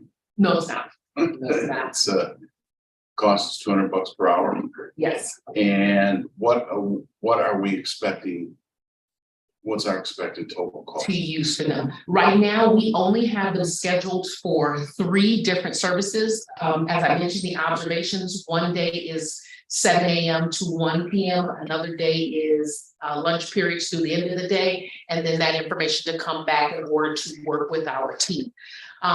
Doesn't mean that we won't expand, but we're definitely not going to reach the threshold of $25,000 with them with this. This is just to make sure that we have our threat assessment procedures together and our teams know what to do, and then that we are aware of their findings and their observations. So right now we only have 3 meeting times that are or days that we're working with them. Any grants out there that we might be able to utilize to pay for this? That's a good question. I would have to look to see. Very good question. I can look into that for sure. And right now, the money that we have in our safety and support training budget is what we'd be using for this. So this is not for additional dollars for this. We already have dollars for training our campus safety officers. Is this something that we do every year? So not with them. So this is the first year that they have extended this service. They sent out a survey to the superintendent to see what our safety protocols and needs were. And from that, we had a discussion about them coming out, which is why we only had this limited amount at first. We want to see what is it that they're offering and how useful is that with us. And now that I have a new director of campus safety, I'm really interested to see exactly how much this needs to fit. So I'm glad we went with a lower amount just to see what the need might be. Is D97 going to use them in pretty much exactly the same way? They are, but it sounded like they were using them a lot more extensively than us, because mine is very limited. And they said they were partnered with them because they are expanding that throughout, of course, multiple schools and different leadership in those spaces. So we've done a similar kind of a threat assessment that we're using another. We have not, but we have that created. So we have a threat assessment plan, but it has never been vetted through an agency like this, like an outside organization. So this is our chance to see, and we've already shown them what we have. It's just a matter of seeing how effective that is and making sure that everyone who's on that team knows exactly how their role fits into the effective and accurate process of that threat assessment.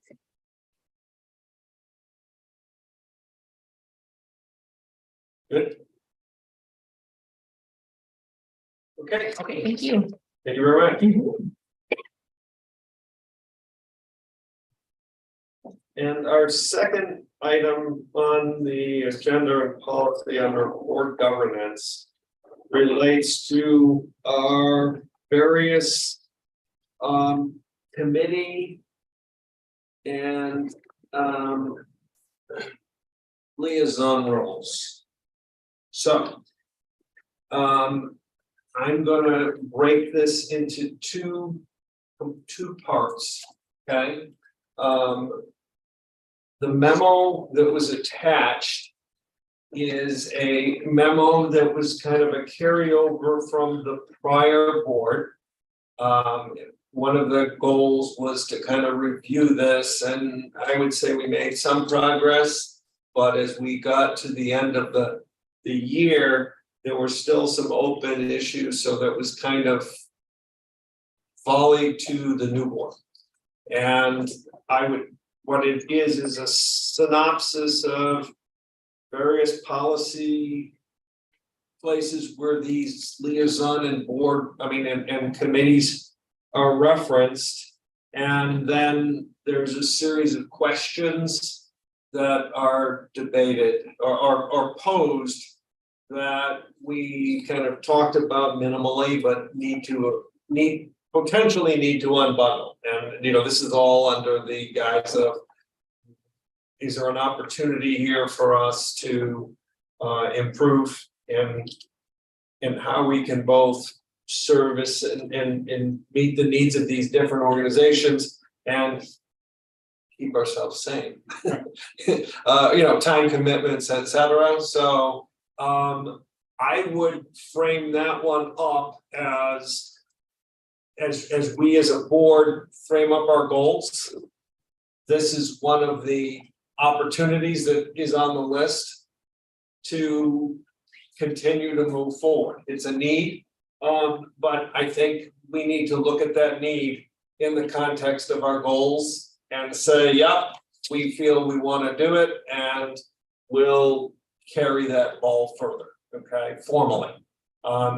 There might be some tactical things in here that we choose to do, but if we want to keep addressing this, it's framed up.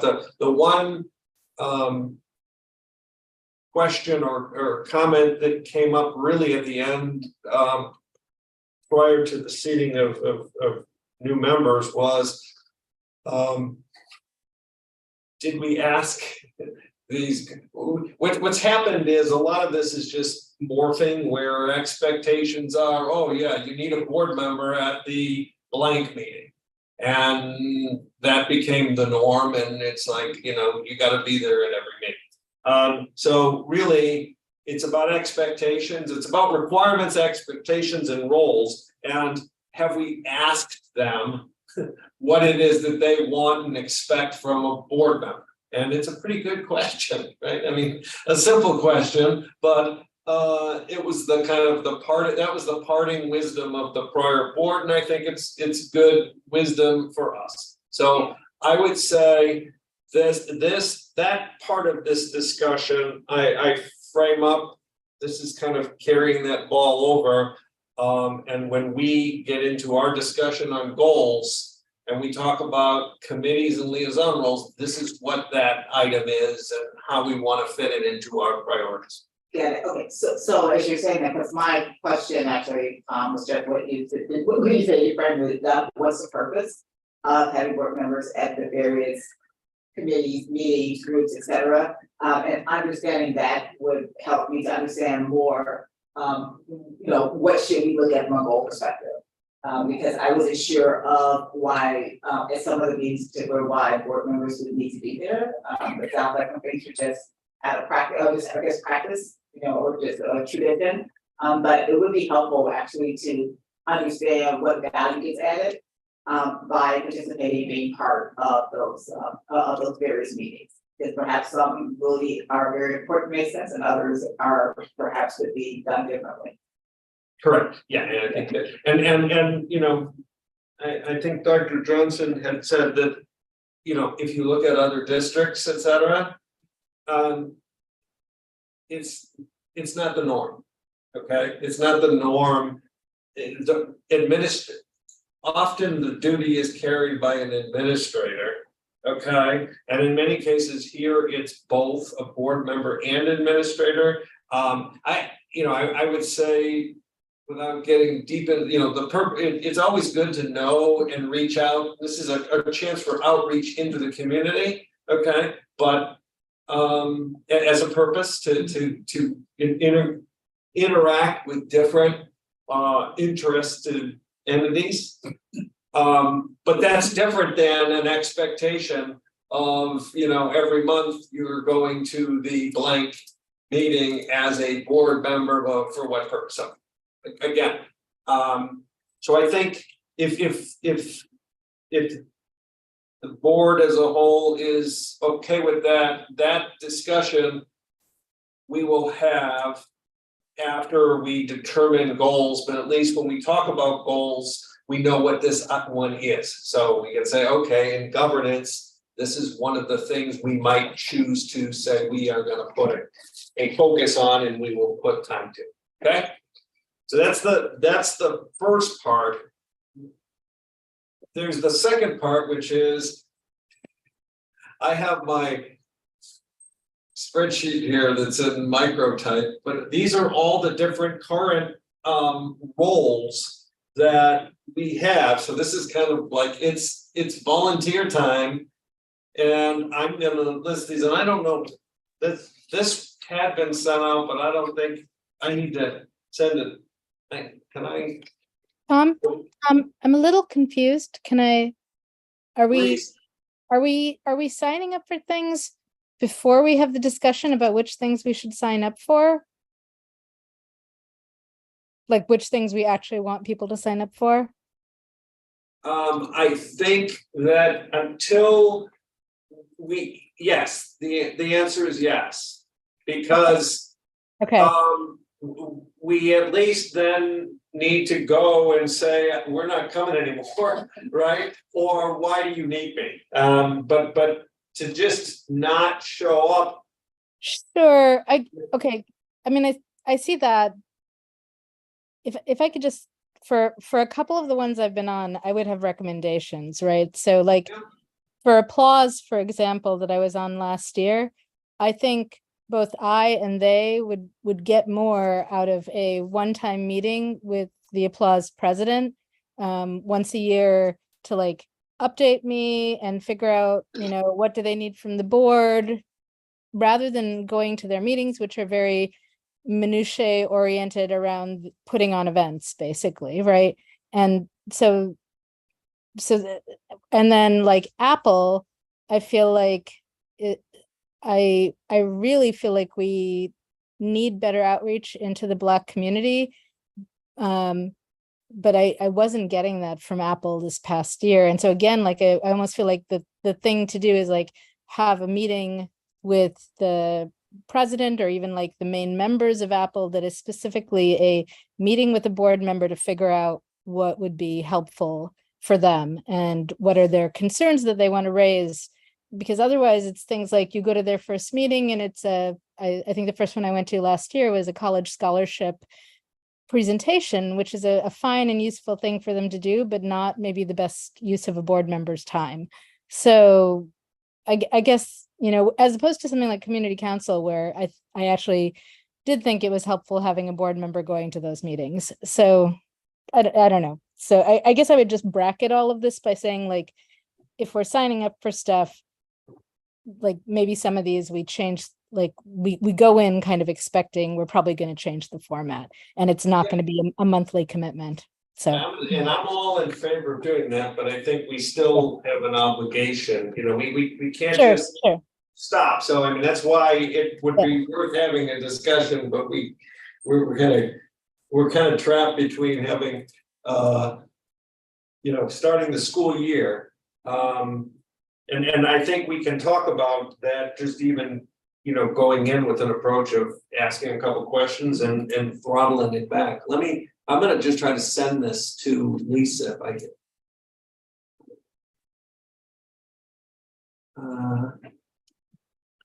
I would just add that I think we need to be very, very careful of how we articulate the topic of disentangling or disengaging from certain committees, because I just think we need to be very mindful of how we discuss that with the other committee members, because it could be perceived as insulting, withdrawing from that domain, just because board members do. I think the one quick way to explain why board members are on so many of these committees is because I think there is a perceived legitimacy that it brings to the committee having a board member present, and I just think we're going to have that conversation. We should do it just be very mindful of potentially a sensitive topic.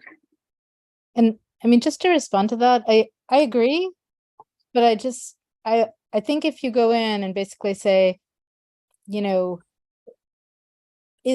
we're not sure that our attending these meetings is getting you the most board attention to the things that you care about. And we're wondering whether doing something like this might actually work better. I really do think it's in, like, the cases I'm thinking about, it's actually being more efficient as a board, like rather than having just like the visual of a board member sitting at the meeting, like actually having an engaged conversation with them, they'll probably get more out of it. So, but you just have to make that argument, right? So anyway, I'm just talking while Tom is sending email now. And I'm failing in being able to send it, and I don't know why it won't send. Are you looking for her to project it? I just want to send it so she can send it out to the board so people can look at it. But I don't know why I'm fumbling here. Sometimes I can share it. And it's trying to do it. You already did share it. Okay. I chose my committee already. What is committee assignments 2022? Yeah.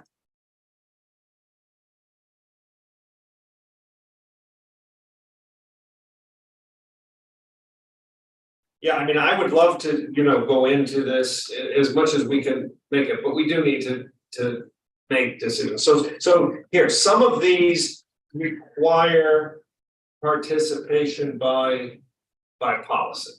Okay, so there's some we need to have staffed going into the year. And I'm going to just kind of start with that, and then I'll bundle it and we'll go through it that way. So CCB is a board committee that requires 2 members to be involved. So Tim, I love it. I thought I already signed up too. Okay. You sent the list that I signed up to. All right. Done. Okay. I'm going in order of that. Finance, Tom and Graham right now.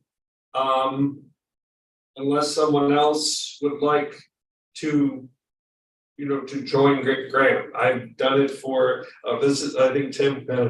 Okay, so that covers that. I think that's 2.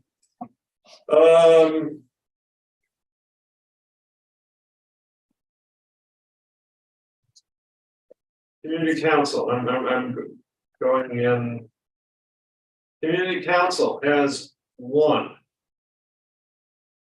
So I'm willing to do it again, but just for the new members, my sense of community council is you will get exposure to a set of parents who are, for the most part, very academically minded.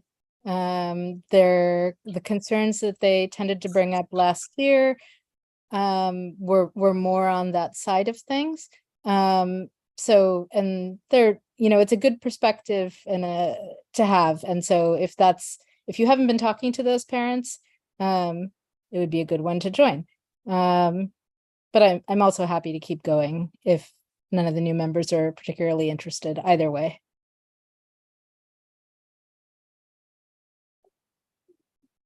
I'm already on community council, as a member, Okay, so I can keep doing that.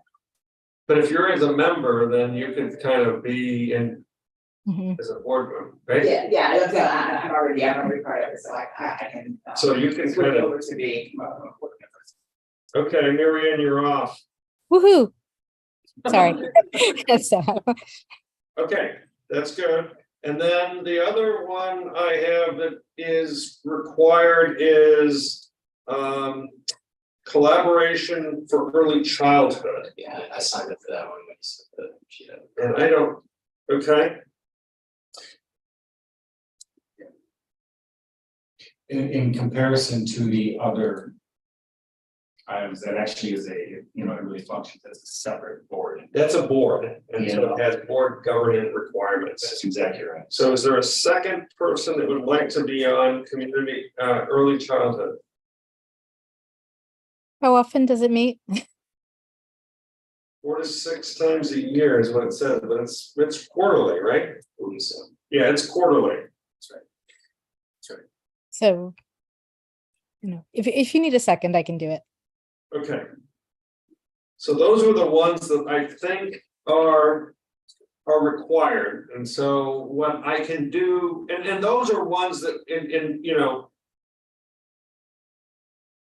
participation will resume. There's requirements unless we're going to change policy and law. What we do need to do is maybe define expectations and roles, which is reporting back, etc. I mean, if you're on this for those.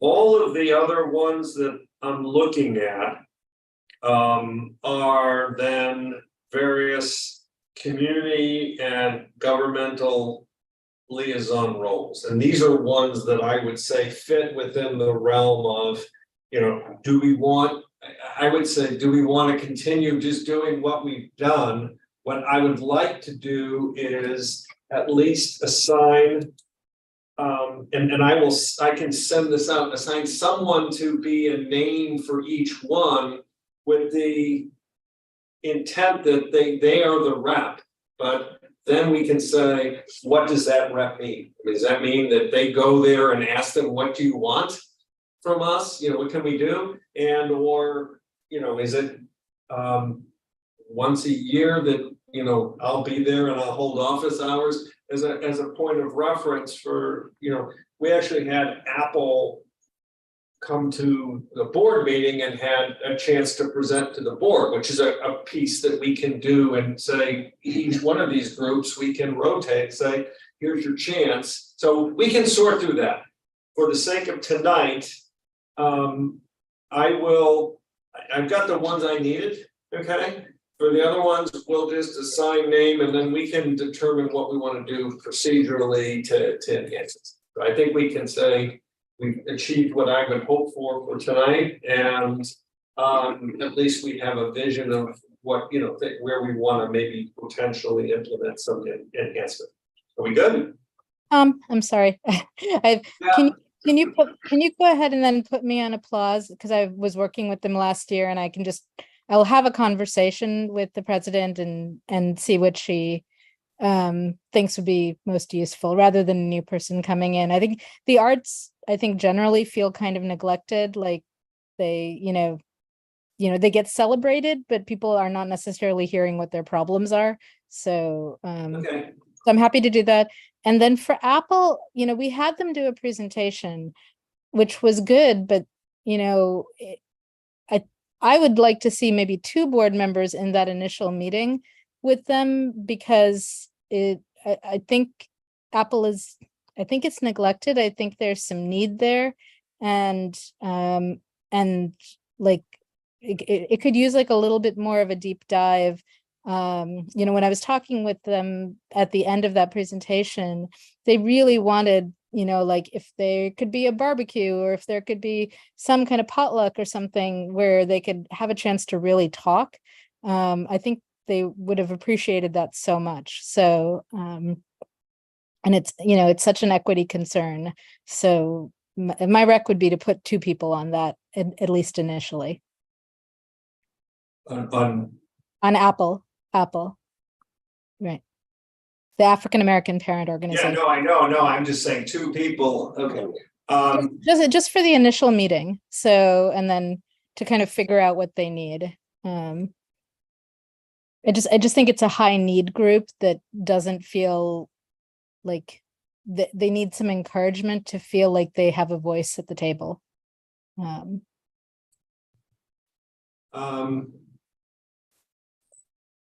Okay, so, okay. My spreadsheet is, someone's already typing in it, and it's not on my, it's not on my district website, so someone's sure. Yeah. It's sure. It's someone's on my. That's, I know, that's what it's. So I did want to ask, That's why I didn't. which, is, so, just really quick, is, which committee is the, if it's on this list, is the one that is, D97 and D200 board members that they're present on to talk about? East early childhood. Oh, that's just. The collaboration. Yeah. Oh, okay, I wasn't sure if that was. Yeah, but there used to be, we used to have the tri-board equity committee. That's. Yeah. I think that's what you're talking about. It was all 3 districts. But it has been dormant. I tried to get it up and rolling last year. Or was it 2 years ago? It's dormant, yes. But I mean, we gotta get the others to the table. That's exactly right. So maybe we can try it again. Hey, Tom, I just have one question for you, just Yes. looking back at the original information you sent out under policy 890, you had community council under the same group as Apple, Booster Club, Applause. In terms of encourage to participate, but no reference to direct BOE involvement. I think there needs to be involvement, but I'm just curious about where it falls. I'm trying to find, under which policy, where are you? It was in the board, it was in the meeting agenda. Okay. So it was, number 5. So policy. In that policy, this is what was referenced. So this is just what policy says today and why this is under a policy discussion of, does it really belong with those other ones, or does it belong somewhere else? This is just a snapshot of, you know, there are references to different things in policy, and this is what as the current situation is. Okay. All right. Well, to Mary Ann's point, I'll be happy to do a meeting with Apple. Okay. Thank you.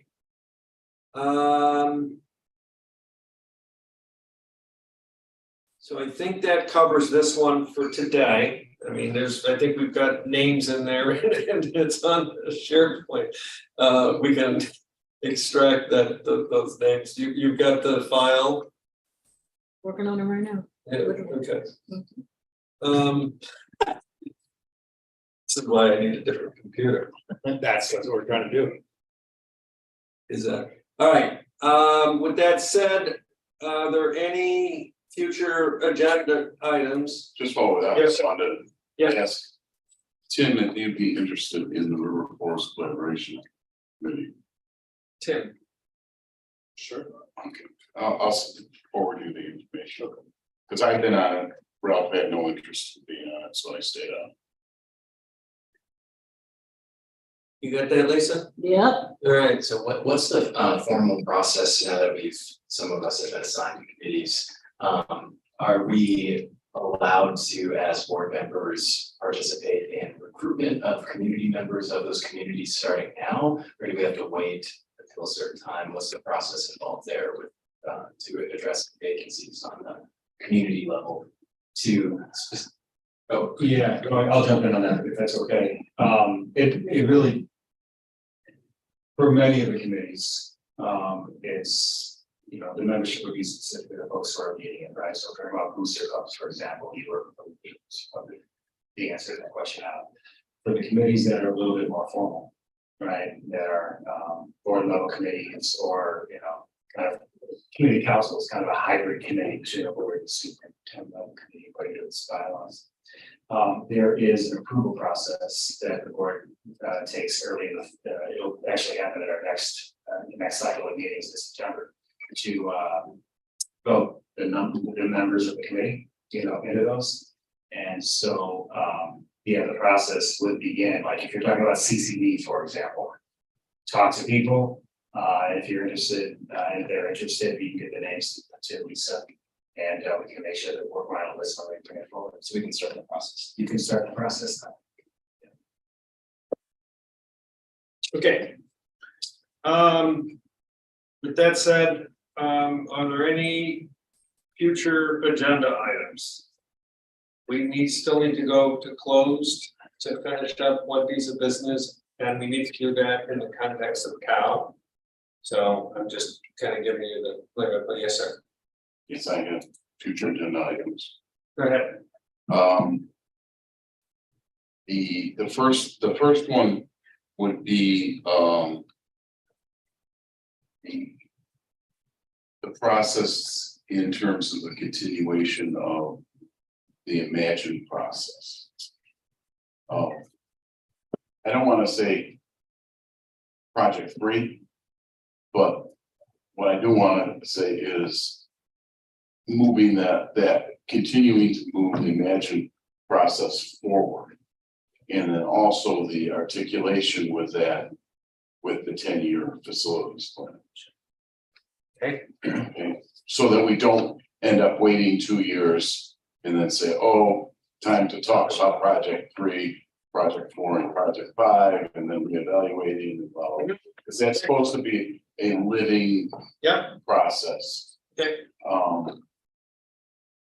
The other is kind of the having to do a little bit with the tri-board equity is just, you know, back in March of 2016, which seemed like a really long time ago now, we weren't even here, wasn't it? We had that kind of round table discussion on equity.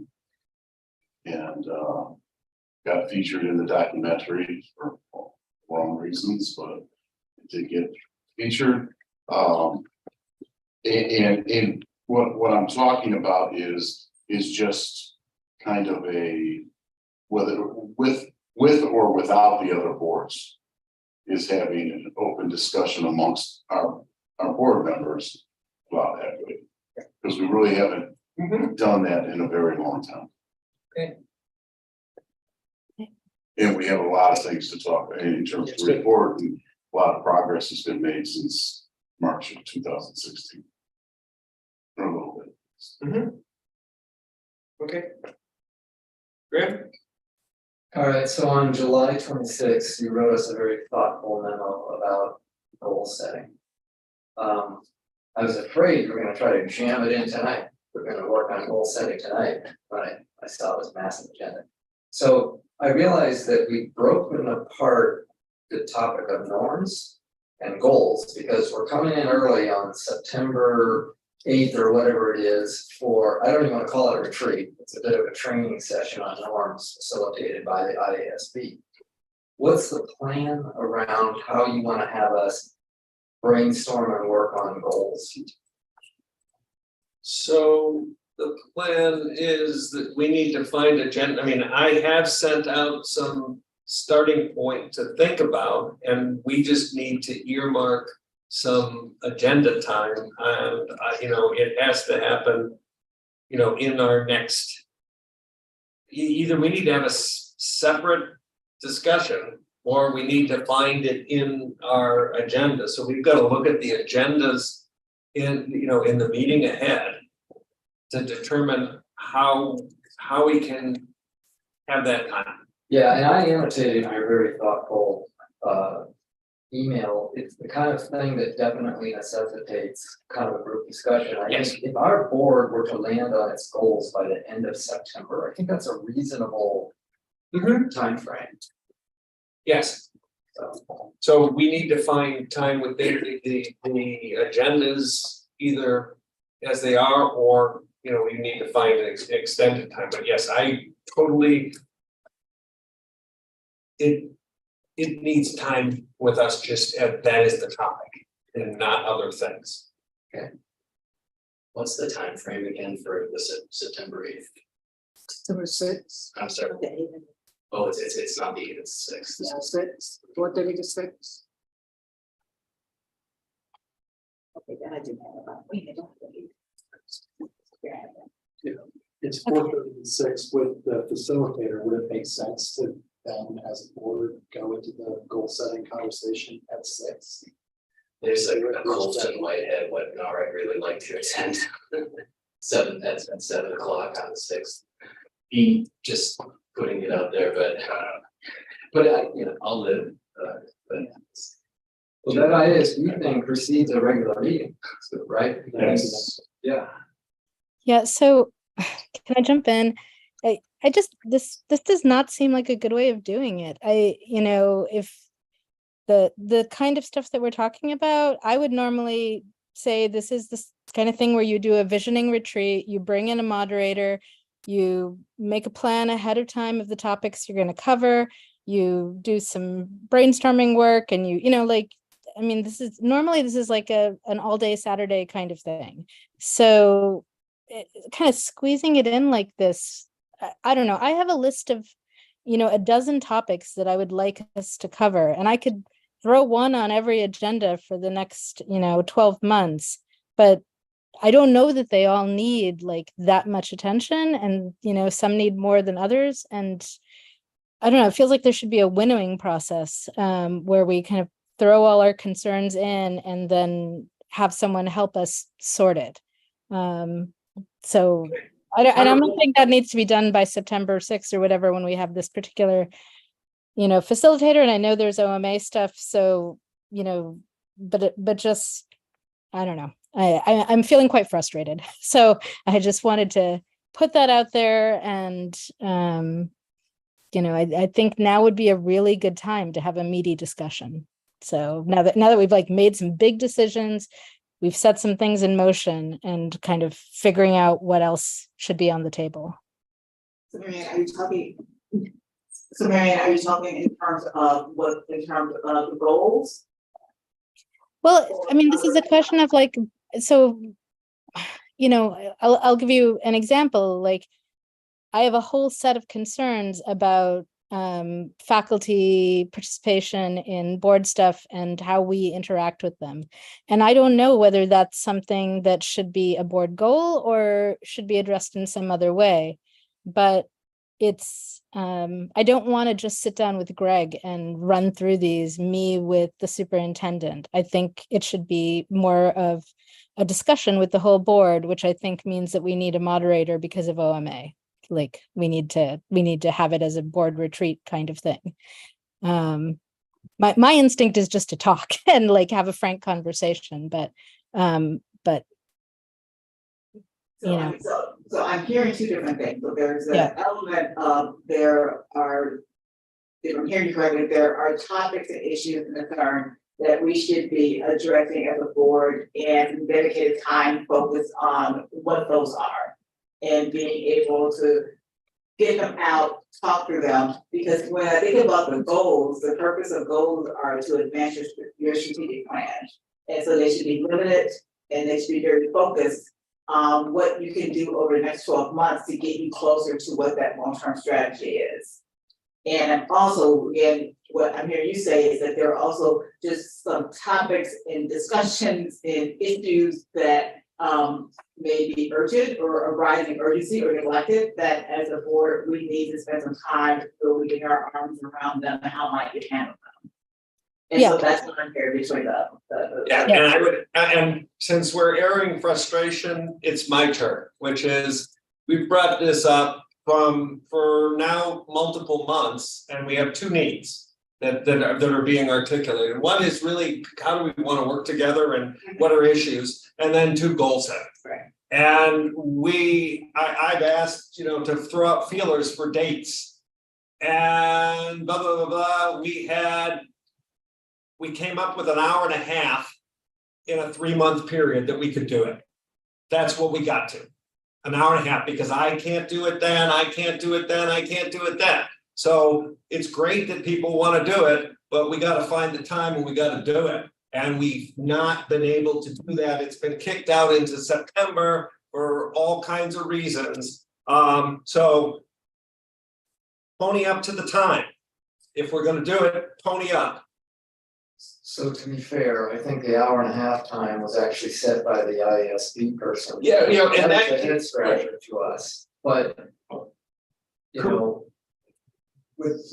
Every year D97 would do a retreat in order to set goals, because you need a quality block of time, probably at least 3 hours, and a facilitator helps tremendously. So. Yeah, I mean, we would do a survey, a doodle, who's got time, and it would usually end up being on a Saturday, from 9 to 1 or something like that. So I think, to your point, Tom, we do have to be prepared to commit to an extra block of time. It's really hard to squeeze this into our regular meetings. And so I think we've got to doodle up. Yeah, I mean, there's been polls and doodles and we've gotten up with nothing. And yes, we have a facilitator has been part of it, but we haven't found the time. So what's the purpose of the facilitator on the 6th?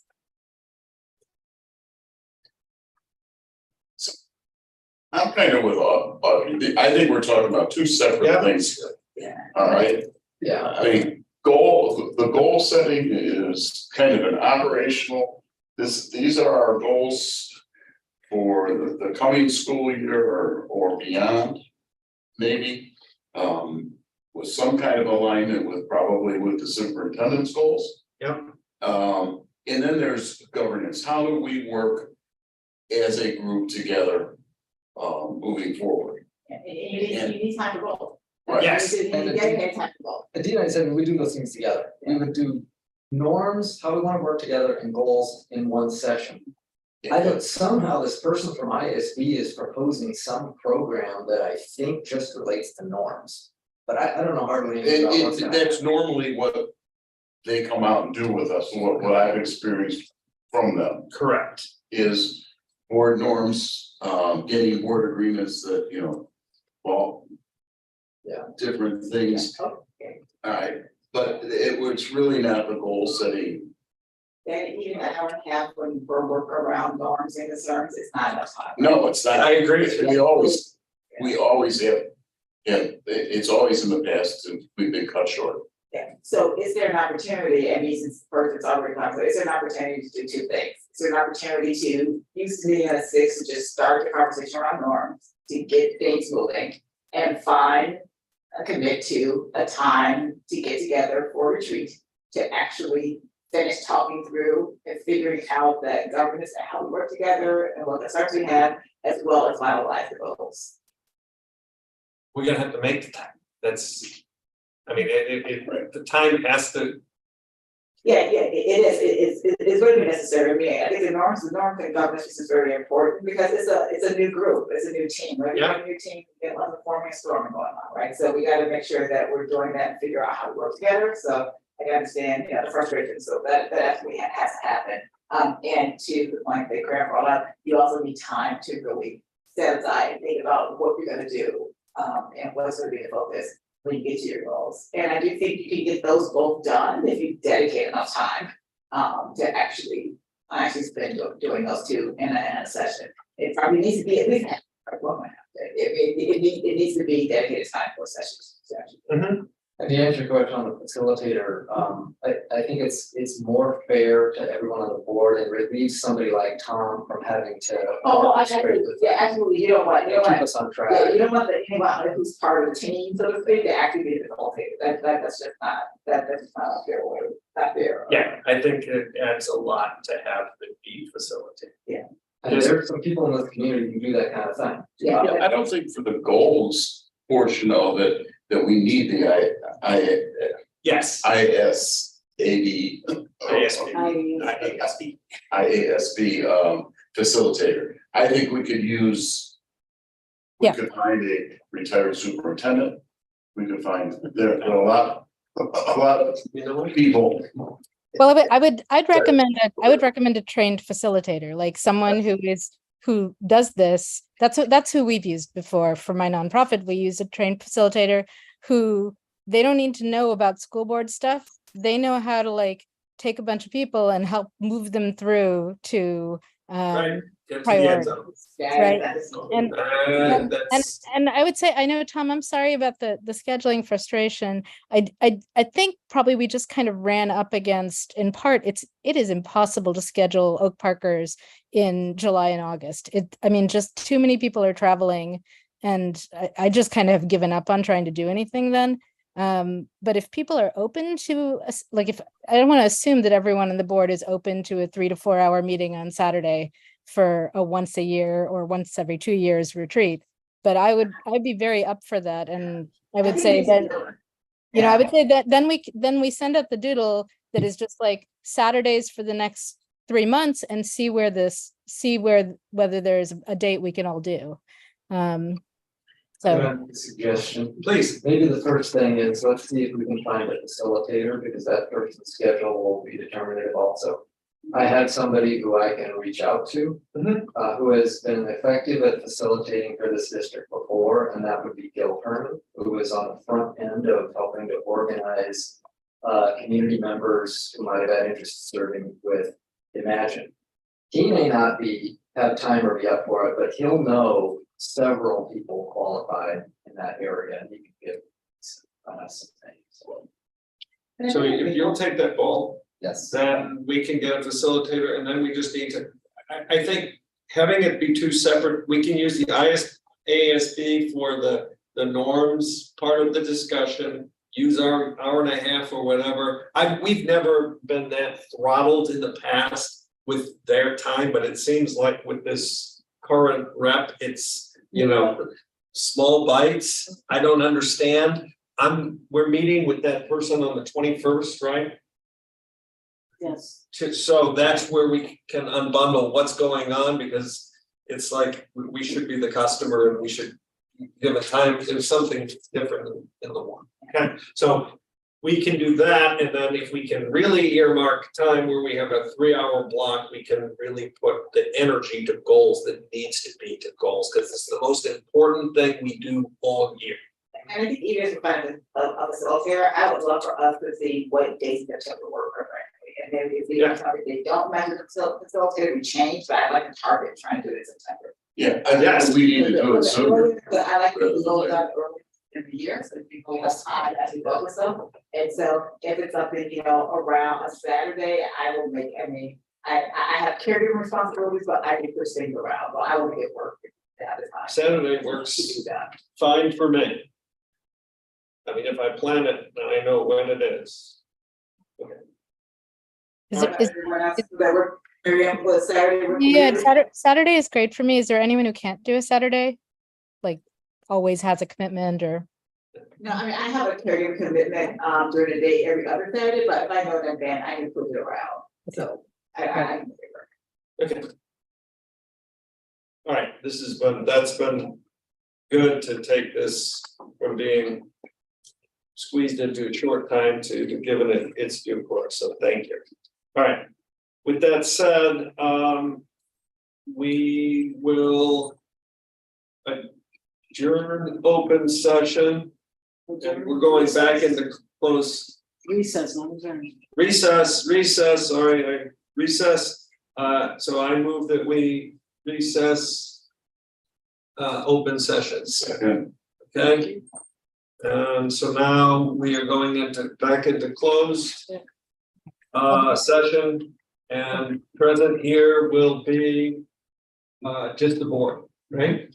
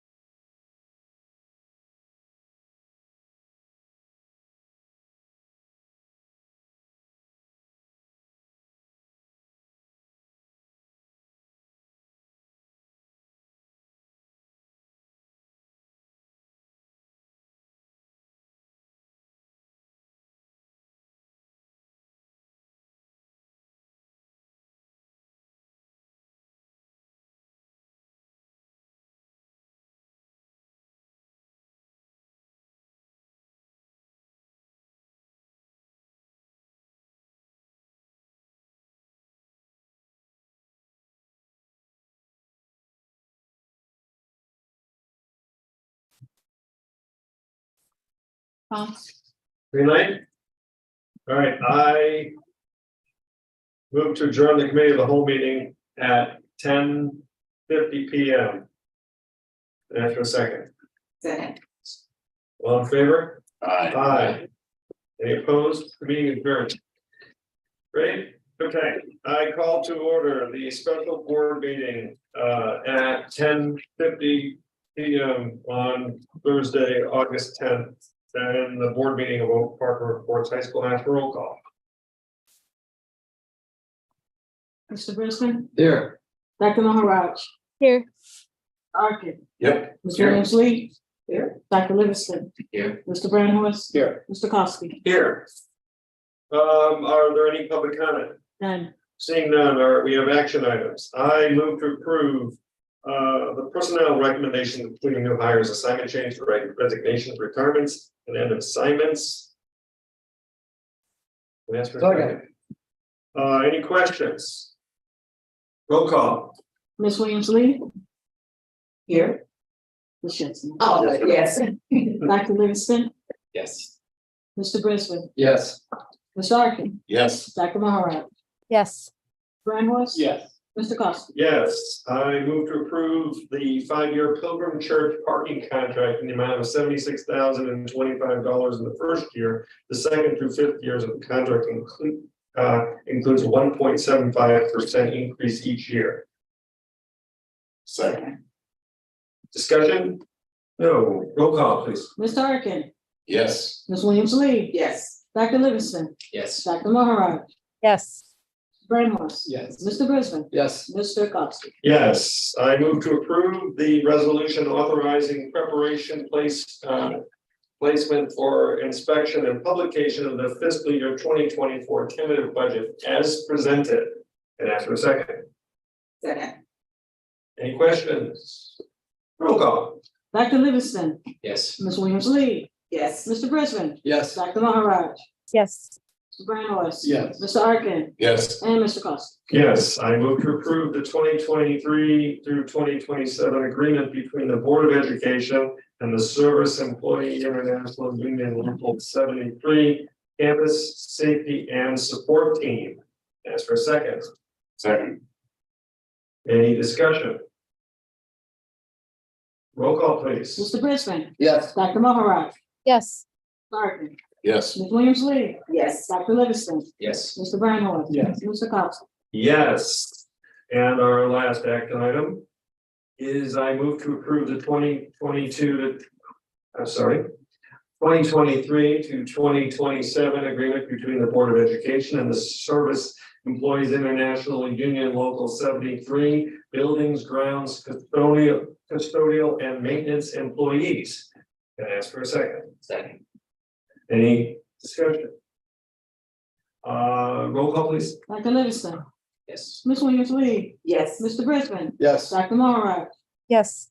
Mr. Brownhorse. Yes. Mr. Arkin, Yes. and Mr. Costi. Yes. Any future agenda items? Seeing none, I move to adjourn the special meeting at 10:54. And all in favor? Aye. All opposed? The meeting is adjourned. Thank you. Chairman, thank you.